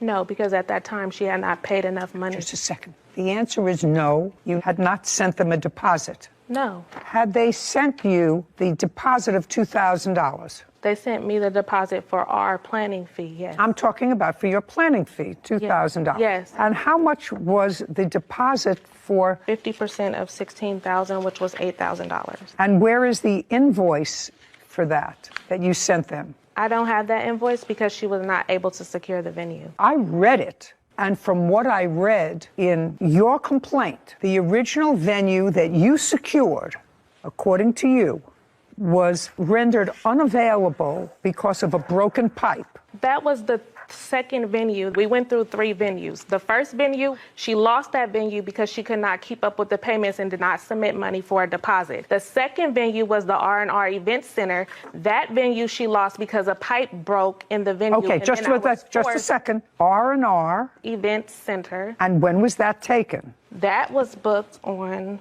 March 11, 2022. And I do have the invoice for that. And how much was it? $2,250. Okay, that's much better than $8,000. Okay. Did she put in a deposit? Deposit was made from the monthly payments that she makes towards her wedding. Show me invoices that you sent her every month. Yes, I have that. Well, I'd like to see them. This is the statement of the account. It lists all the invoices that she was sent on a monthly basis. So she paid you the $20,000 that was invoiced. Her wedding cost a total of $23,600. No, that's not what I said. Opening balance was $0. Invoice $20,451.57. Paid $19,356.57. That's what this says. Uncross your arms. Correct. No, that's okay. That's so correct. She paid for everything. Now. No, she didn't pay for everything because, as I just stated, her wedding cost a total of $23,651. Let's go back to, because I see that we're not getting anywhere. Before her wedding, before anything happened, before she said, I do, and before he says, I take you, she paid practically $20,000, which was your original estimate and her budget for the wedding. Just a second. That's either a yes or a no. Before the wedding, your original budget that you were given by the defendant, I read the papers, was $20,000. So, and as that's either a yes, I read the papers, or a no. Yes, that is the budget she stated she would like to stay around. But however, in planning a wedding, you cannot give an exact of how it's going to cost. I didn't say that. I didn't, Madam, pay careful attention to me. I've made 16 weddings. I've had 16 event planners. I know exactly how it works, and I know exactly that you can't always predict to the $100 or $50 or sometimes $500 how much more the wedding is going to cost. It never costs less. That's not what I said to you. I said by the time the wedding took place, she had paid the vast majority of the original amount that she said she wanted to spend for the wedding. And that is accurate. She said she wanted to spend $20,000. She gave you over $19,000. Did that include your fee?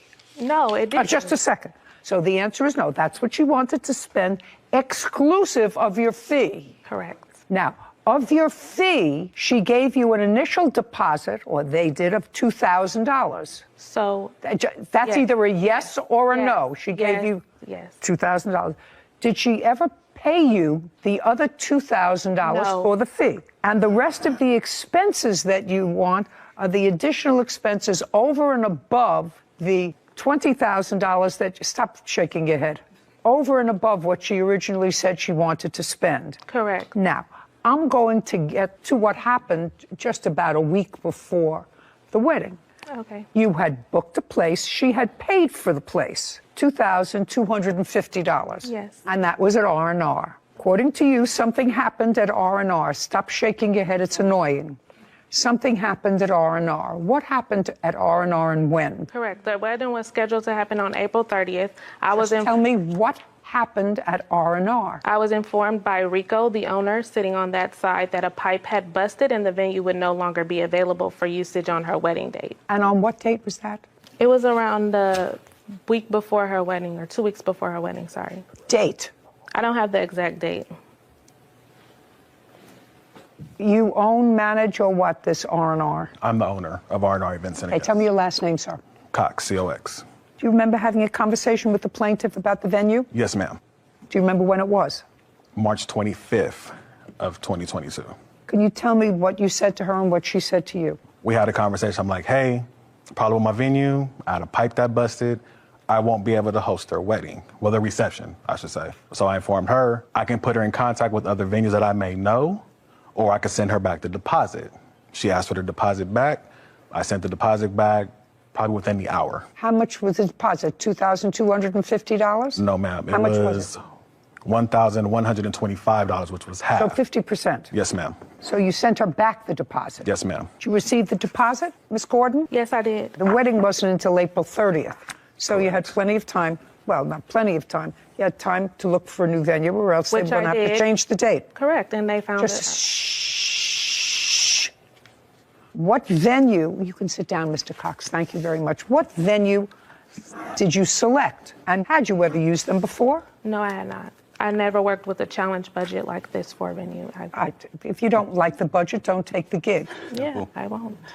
And that's where the reception was held. But that venue was not allowed to have this kind of party. I was not aware of that until the day of the wedding. That's your problem. Mm-hmm. That's not their problem. They hired you as an event planner. They did, and they got a second, wedding. The wedding went the entire time. The wedding was not closed until after the wedding had already ended. So they used the venue regardless. Okay. Miss Gordon, it's your job as the event planner, which is what I don't understand you being here. It's your job as the event planner. They don't live in Las Vegas. That's your job to ensure that the place that you select is a venue that's capable of performing the duties that you outlined in your contract, which means they serve food, they're allowed to serve liquor, they're allowed to dance, they're allowed to host an event of how many people? It was supposed to be 120, but all of my guests didn't get their invitation. So okay, so over 100 people. Your Honor, it wasn't that they were not allowed to have the wedding there. They were allowed to have the wedding there. What they were not allowed to do was the business was not allowed to operate after a certain time,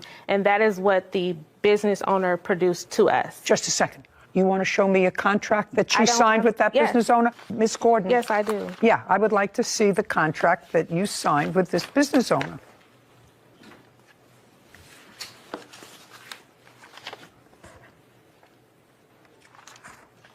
Sarah, just for my own information, would you look up this venue, please? Tell me what you find. Sure. Miss Gordon, this space was a little less money than the previous space that you had selected. Correct. $500, $700? Yes, and that's because they were not providing all of the things that the original event place was providing. Was this event space that you booked at the end of the evening, I don't want to use the word raided, closed by the police? That's either a yes. Did the police arrive at this venue? Yes, they did. Okay. And what time did the police arrive at the venue? They arrived at 9:30. Is there a police report that anyone has? No. And how many parties have you done where police arrived at the end of an evening or during the course of an evening in the 2 years that you've been in Las Vegas? Never. And the police arrived at this wedding not because anybody was creating a disturbance, there weren't shots fired. Well, no, that is why. Wedding planner Tara Gordon claims her former clients, Beatrice Jackson and Nicholas Smith, owe for the balance of their wedding. Beatrice and Nicholas are countersuing for breach of contract. Okay, police arrived at this wedding not because anybody was creating a disturbance, there weren't shots fired. Well, no, that is why. They initially had a report because Well, I don't know that. If you can show it to me, I don't have the I'd be more than report. happy to look at it. The police showed up. May I bring my witness up, please? For what reason? Because she can attest to the altercation that took place prior, which is why we were even brought up on the radar, because the other businesses in the vicinity of where the business takes place had complained. There was a lot of altercation back and forth outside of the event because she refused to sign the agreed upon payment plan to continue payments after the wedding. You understand that I'm not particularly sympathetic. I'm not. I'm letting you know I'm not particularly sympathetic for the following reason. Somebody plans a wedding and has a budget of $20,000 plus your fee. So that's, say, $25,000 that they either put together or are saving up for a wedding, first for each. A week before the wedding, something happens with the venue where the wedding could not be held at the venue of their choice. They're relying on an out-of-state wedding planner, that's you, to find a legitimate venue that is licensed to have an event. When they get to Las Vegas on the date of the wedding, you present them with a new contract. No, that is not true. That Well, is when where did you have it incorrect. just a second. When did you give them? Because you said that the problem, which caused the police to come. Just a second. I don't understand. Before I selected the very last venue, she was on FaceTime with me, looking at the venue with me, because I informed her I've never worked with this venue. I don't know anything about the venue. I told her that the best thing for her is to postpone her wedding. She was already behind in payments. This is her third venue. Just a second. She paid you almost the entire $20,000. She paid it in March. In March. Doesn't matter. She paid you almost the entire 30 days before her wedding. That's what you're not hearing. I'm not looking at you.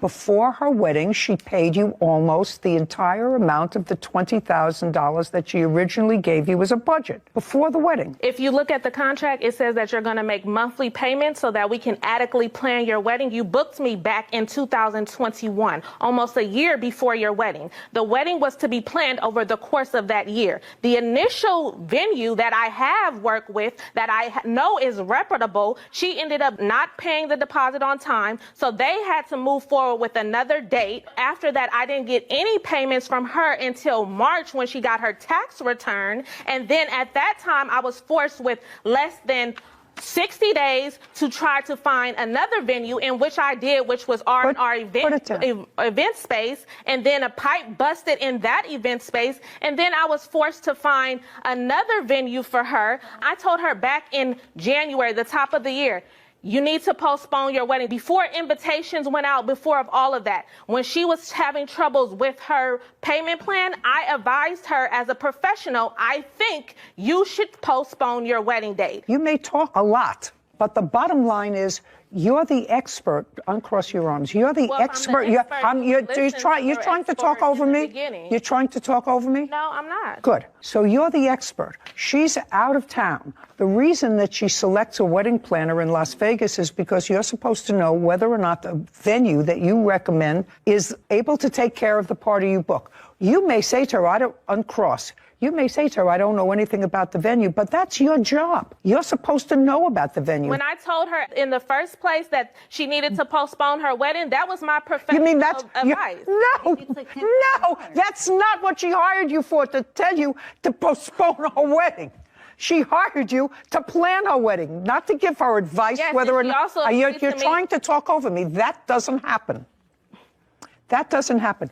You have to understand there are certain things that you did. Okay. You scut out the invitations. That's a great thing. I assume you got a DJ. That's great. All of those things. The wedding itself, to me, was problematic. If my wedding ended with the police coming to the venue, and it turned out that the venue was one where you weren't allowed to have that kind of an event, I would be annoyed at the wedding. They were allowed to have a wedding. No, they weren't. The police officer. The contract clearly states that. I don't care what it states. That's not what the police officer said. And you know, because you have a police I don't report, care what you it spoke to them? No, I don't you were care what it escorted out. states. You started to tell me before that the reason the police came there is because there was an altercation about you giving her another contract on that date, and there were words outside, and people were complaining, other people who were in the area. That's not what I said. What did you say? The night before her wedding, I explained to her. I want to know what's happened on the date of the wedding. Just a second. Can you let me finish so I can No, articulate? I want you to go because I have a limited amount of time and I'm getting very old. I thought what you said to me, and you're going to read this back, is that the reason the police were drawn to the venue is because of the arguments outside. Correct. With, let's read that That's back. what I just said. That was on the date of the wedding. Correct. You got married, and you're happy, and you had people at the wedding. Got a free wedding. And you $20,000. You're almost done. Do you understand? You're almost finished. Go ahead. We were brought up on the radar because the other businesses in the vicinity where the event took place had complained. There was a lot of altercation back and forth outside of the event because she didn't agree to sign the payment plan. Okay. So the reason that you said, let's go back, that the police came to the venue and then shut it down because it wasn't allowed to be used for what it was used for was because there were altercations about this second contract.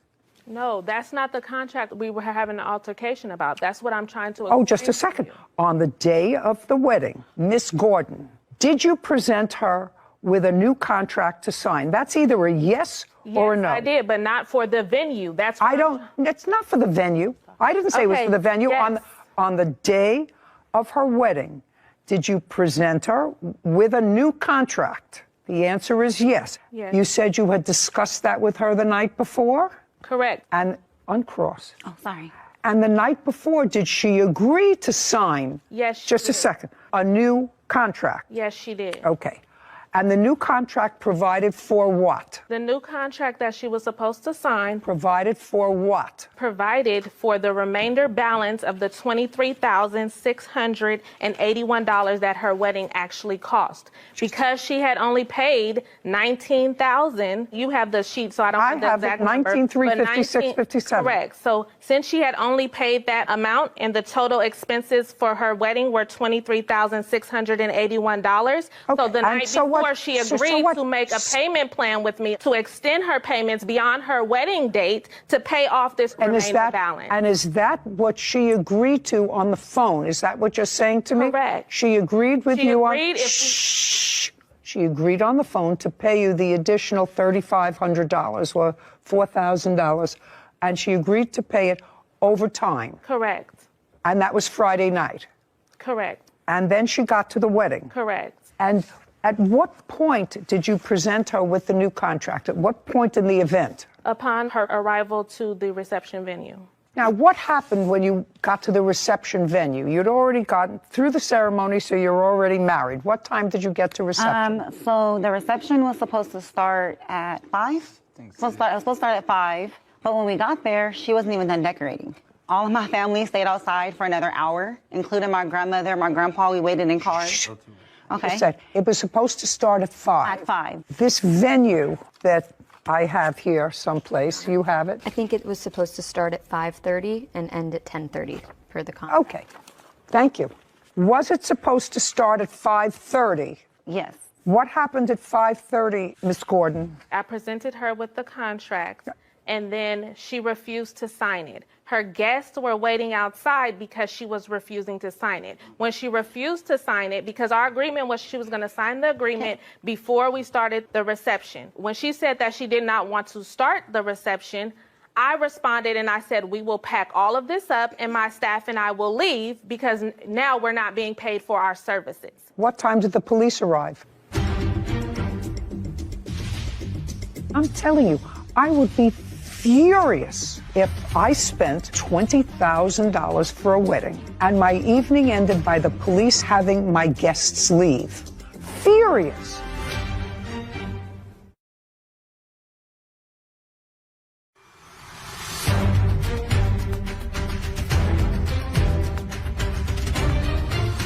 Wedding planner Tara Gordon has accused her former clients, Beatrice Jackson and Nicholas Smith, of refusing to pay the remaining wedding balance.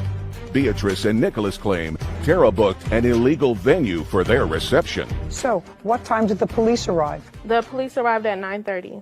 And did the police tell everyone to leave? Yes, they did. And told everyone that they had to leave? They arrived and they told me that everyone had to leave. Whether they told you or whether Yes. they told them. Yes. They said the place had to be clear. Correct. And that was an hour before the termination of the event. So at the end, the event was... The event was supposed to end at 10:30. Police arrived at 9:30. That's according to you. That's an hour short of the event time she was supposed to have at the venue. No, the event was supposed to end at 9:30. This is her timeline of events that was supposed to take place. This is the contract. That's the time that I have the venue too. I have to clean up. The agreed upon timeline is here. The wedding was supposed to end at 9:30, giving me an hour to clean up. I'll take a look at what you have. I'm just telling you that this is the signed contract. That's signed between me and the venue because they were giving me an extra hour to clean up. That doesn't say that in here. Because I booked it for a timeline. I booked it from 5:30 to 10:30. I outline everything that takes place. It ended at the last song of the night was at 9:30. And she went through the last song. We made it through the last song of the night on time. Could I take a look at that? I just can't wait till it's my turn. Well, the last song of the night was supposed to start at 9:30. Yes, and it started earlier because we made it through and she was done dancing. And by the time the police came, it was just mingling and dancing going on. So she had made it through her entire wedding reception is what I'm trying to state. Yes, Mr. Cox. Please. Hey, Your Honor, I'm back. That's not true. The police actually came at 9 o'clock, and... Were you there? I was the DJ. You were the DJ? Yes, ma'am. Oh. That didn't get paid. Don't. Oh, he got Don't. paid. He got paid. Speak. So the police arrived at 9 o'clock. That's correct. And what happened when they arrived, Mr. Cox? So- By the way, did you know them before the wedding? No, ma'am. Did you know her before the wedding? Just conversation that we had via Facebook or telephone. No, he did not know me So, no. prior to the I'm not talking to you. I'm talking to him. She booked your services. Yes, ma'am. And how much were your services for the night? My DJing services were $500. Were you paid? No, ma'am. What happened when the police arrived? The police came, asked everyone to leave. Do you know anything about this venue space where the wedding took place? Yes, ma'am. Tell me about it. It's a storefront. So are a lot of venues in Las Vegas. Your case is dismissed. Do you understand? This is not a free-for-all. As far as I'm concerned, you got almost exactly what her budget called for. And I have one vendor that wasn't paid. Because she didn't pay. It's clear. Well, how do I know that you paid the other vendors? At least I know one vendor that you didn't pay. And she paid almost $20,000. They got paid because... Okay. I have two things. I have one vendor that's here that wasn't paid. You were paid almost $20,000. The balance, part of it, is for your fee. Part of it is my for... fee was not... Are you saying that part of this money that you're suing for, this $4,000, was not part of your fee? The $4,000 that I'm suing for is part of my fee. Of course, that's what I said. So part of that money was for your fee, and part of it was for vendors. I have one vendor here who says he wasn't paid. Well, I have receipts from other vendors if you like to see. No, I know you had a lot of vendors, but you didn't pay him. He's the only I didn't pay him body. because she didn't pay me. It's clear. She didn't pay me enough money to pay her venue. I have here proof of how much every item in her wedding cost, which exceeded the $19,000 that she paid. Clearly, she owes more money. That's the facts of the matter. She owes more money to She's what her wedding cost. countersuing you for ruining her wedding because you booked it at a venue that wasn't allowed to have a wedding. She's got a counterclaim for far more than your claim. Bottom line is, she picked a wedding planner, she picked a venue, she tacitly approved this change of venue. Both of you had to at the last minute, but you did that relying on the wedding planner to find a venue that was capable to hold the event. And it wasn't. It wasn't. That's your job. Your job is to find an appropriate place so that the police don't raid a wedding a half hour before it's over. That's not the way a wedding is supposed to end. So what I want you to tell me is you're suing her for $4,300. How much of that $4,300 is your fee? $2,000. And you didn't pay him? No. So that's 24 minus $500. You didn't pay him because you have to pay him. I pay him. Part of He's it already was to paid. pay him. I'm deducting it. Okay. I'm not paying you for your fee. Okay. You booked the wrong space for your fee. So far, I have $18.25. Other than the DJ, who else didn't you pay? I'm very clear. Can I? Other than the DJ, he's going to tell me, the DJ is going to tell me, other than the DJ, who else didn't you pay? Mr. Cox, could you stand up, please? You seem to want to tell me something, and since you didn't know either one of these parties, I'm going to let you tell me. Do you know any other vendor other than you who wasn't paid? The bartender also was not paid. Bartender. That's correct. Which is his wife. That's correct. I don't care if it was his wife or not, it was the bartender. Right, but what I'm saying was the bar was included. How much were you supposed to pay the bartender? The bar and the bartender came with him. He offered to do the bar and to DJ because his pipe busted. So what I'm saying is, he said, I'll bring my bar and I'll do a cash bar, meaning that's because a bar you can't have for $500. So right, we'll but do he a was cash doing bar. Correct. Did you do a cash bar? Yes, ma'am, I did. Okay. So you made some money off the cash bar? Yes, ma'am. Yes, of course. Got it. Now you can sit. So what you paid him was $500 for both. And $150 for the bar. $650 total. That's what he charged them outside of the wedding. This is a very easy case for me. You were paid almost $20,000. I wasn't paid anything. I was paid $2,000. And I would feel doubly furious if on the day of my wedding, as a new bride of an hour, the event planner said to me, you can't go in unless you sign this contract modifying our first contract. The contract was not to modify. Your case is dismissed. We're done. Okay. This court is adjourned. So you counterclaim. There are some things that I realized that, I could have done better. Basically, 10 days before the wedding, add additional $4,000 on top of $20,000. That never happened. It was just her way of just trying to come up on more money, in my opinion. At the end of the day, she had got her wedding. I'm actually sometimes surprised at professionals like this woman, who is an event planner, has a reputation. She was almost fully compensated for this event.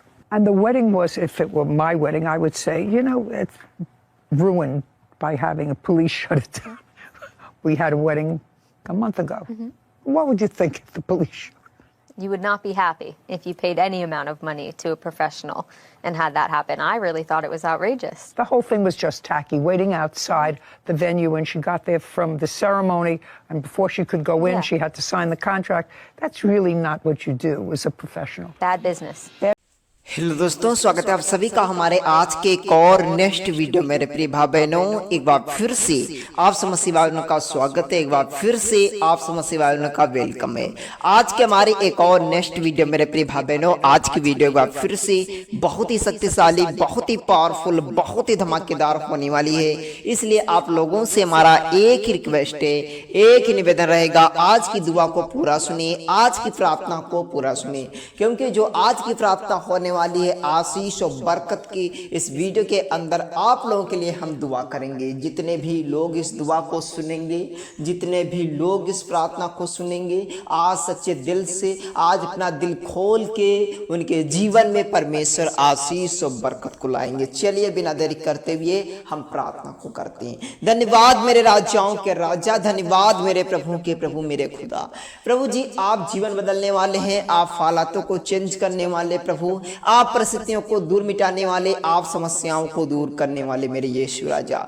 जितने भाई बहन इसी समय, इसी पल, इसी क्षण यीशु इस दुआ को सुनने, इस प्रार्थना को सुनने मेरे खुदा, आज सच्चे दिलों से, आज सच्चे हृदय से मेरे खुदा यीशु मसीह, इन सब मसीह भाई बहनों का मेरे खुदा, आज का ये दुआ करना व्यर्थ ना जाने पाए प्रभु, आज का ये प्रार्थना सुनना व्यर्थ ना जाने पाए। इनके जीवनों में, इनके घरों में, इनके परिवारों में, इनकी फैमिली में ये दुआ, ये प्रार्थना आशीष और बरकत का कारण बनने पाए। इनके जीवन में ये प्रार्थना ब्लेसिंग का कारण बनने पाए।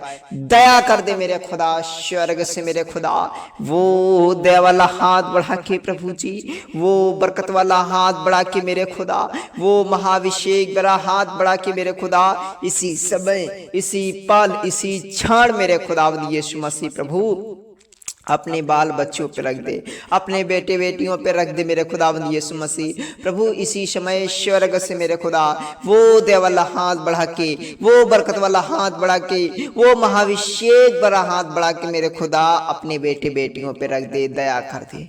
आप दयालु परमेश्वर हैं प्रभु जी, आप करुणानिधि परमेश्वर हैं यीशु, आप जीवन बदलने वाले प्रभु जी हैं, आप हालातों को चेंज करने वाले प्रभु जी। इनके जीवनों में, इनके घरों में, इनके परिवारों में, इनकी फैमिली में यीशु आपका बदलाव आने पाए, आपकी चेंजिंग आने पाए। दया कर दे मेरे यीशु, हर एक जन पे रहम कर दे मेरे खुदा। जितने भाई बहन प्रभु जी इस दुआ को सुनने हैं आज सच्चे दिलों से, आज सच्चे हृदय से मेरे खुदावंद यीशु मसीह, इन समस्त भाई बहनों का मेरे खुदा आज का ये दुआ करना व्यर्थ ना जाने पाए प्रभु जी, आज का ये प्रार्थना सुनना व्यर्थ ना जाने पाए। इनके जीवनों में, इनके घरों में, इनके परिवारों में, इनकी फैमिली में मेरे खुदा ये प्रार्थना आशीष और बरकत का कारण बनने पाए। इनके जीवन में ये प्रार्थना ब्लेसिंग का कारण बनने पाए। इनके जीवन में ये प्रार्थना आशीर्वाद और मिराकल का कारण बनने पाए। दया कर दी यीशु, आप दयालु परमेश्वर प्रभु जी, आप अनुग्रह करने वाले यीशु हैं, आप दया के सागर परमेश्वर हैं, आप करुणानिधि परमेश्वर हैं यीशु, आप जीवन बदलने वाले प्रभु जी हैं, आप हालातों को चेंज करने वाले परमेश्वर। दया कर दे इसी समय स्वर्ग से प्रभु जी वो दया वाला हाथ बढ़ा के प्रभु, वो बरकत वाला हाथ बढ़ा के मेरे खुदा इन समस्त भावनों पे रख दे मेरे खुदा यीशु मसीह। इसी समय, इसी पल मेरे खुदा इन समस्त भावनों पे रख दे मेरे खुदा यीशु मसीह। स्वर्ग से प्रभु इसी समय वो दया वाला हाथ बढ़ा के प्रभु जी, वो बरकत वाला हाथ बढ़ा के मेरे खुदा इसी समय अपने भक्त लोगों पे रख दे मेरे खुदा, अपने बेटे बेटियों पे रख दे मेरे यीशु राजा। दया कर दे। धन्यवाद मेरे राजा, धन्यवाद मेरे प्रभु यीशु मसीह। महान परमेश्वर आप हैं, आप करुणानिधि परमेश्वर हैं यीशु, आप जीवन बदलने वाले परमेश्वर हैं प्रभु जी, आप हालातों को चेंज करने वाले परमेश्वर हैं प्रभु जी मेरे खुदावंद यीशु मसीह। आप दया के सागर हैं, आप दया के दाता हैं, आप दया के विधाता परमेश्वर हैं। दया कर दे यीशु इसी समय स्वर्ग से मेरे खुदा वो दया वाला हाथ बढ़ा के प्रभु अपने लोगों पे रख दे, अपने भक्त लोगों पे रख दे मेरे खुदावंद यीशु मसीह। धन्यवाद मेरे राजा, धन्यवाद मेरे प्रभु यीशु मसीह। महान यीशु आप हैं, आप करुणानिधि परमेश्वर हैं, आप जीवन बदलने वाले परमेश्वर हैं, आप पिता परमेश्वर हालातों को चेंज करने वाले परमेश्वर हैं। धन्यवाद मेरे यीशु, धन्यवाद मेरे राजा, धन्यवाद मेरे रब्बी। जितने भाई बहन यीशु इसी समय इस दुआ को सुनने, इस प्रार्थना को सुनने, हर एक जन को आशीष और बरकत देने के जीवन में लंबी ब्लेसिंग को रिलीज कर दे पिता। इनके जीवन में ढेर सारी आशीष को रिलीज कर दे इस समय स्वर्ग से प्रभु। वो पिता परमेश्वर आकाश रूपी भंडारों को खोल दे, आकाश रूपी झरोकों को खोल देने के लिए मेरे खुदा यीशु इनके घरों में आपकी बेदारी आने पाए। दया कर दे राजा, हर एक जन पे अनुग्रह कर दे। महान परमेश्वर आप हैं, आप करुणानिधि परमेश्वर हैं। इन समस्त भावना के जीवन को, इन समस्त भावना के हालातों को, इन समस्त भावना की परिस्थितियों को, इन समस्त भावना की समस्याओं को यीशु आप बदल दे, आप चेंज कर दे। चेंज मी माय लॉर्ड इसी समय, चेंज मी माय लॉर्ड इसी समय, चेंज मी माय लॉर्ड इसी समय। दया कर दे यीशु, दया कर दे अपने लोगों पे। धन्यवाद मेरे राजा, धन्यवाद मेरे प्रभु यीशु मसीह। महान यीशु आप हैं, आप करुणानिधि परमेश्वर हैं। दया कर दे प्रभु, अनुग्रह कर दे मेरे खुदा। आदर और महिमा सारा जलाल यीशु हम आपको देते हैं, आपके सामर्थी और पवित्र और मीठे नाम से प्रभु हम छोटी सी दुआ को, छोटी सी विनती को मांगते हैं। आमीन और आमीन। बहुत सारे लोग अभी तक हमारे YouTube चैनल को नहीं सब्सक्राइब किया है, तो फटाफट आप सभी लोग हमारे YouTube चैनल को सब्सक्राइब कर लीजिए और बेल आइकन घंटी को प्रेस कर लीजिए, ताकि आप समस्त भाई बहनों को हमारे नेक्स्ट वीडियो का नोटिफिकेशन आपकी मोबाइल की स्क्रीन पे सबसे पहले दिया जा सके। सो दोस्तों, आज की प्रार्थना में इतना ही, फिर नेक्स्ट वीडियो के साथ मिलते हैं। जब तक आप समस्त भाई बहनों को जय मसीह की। God bless you. आमीन।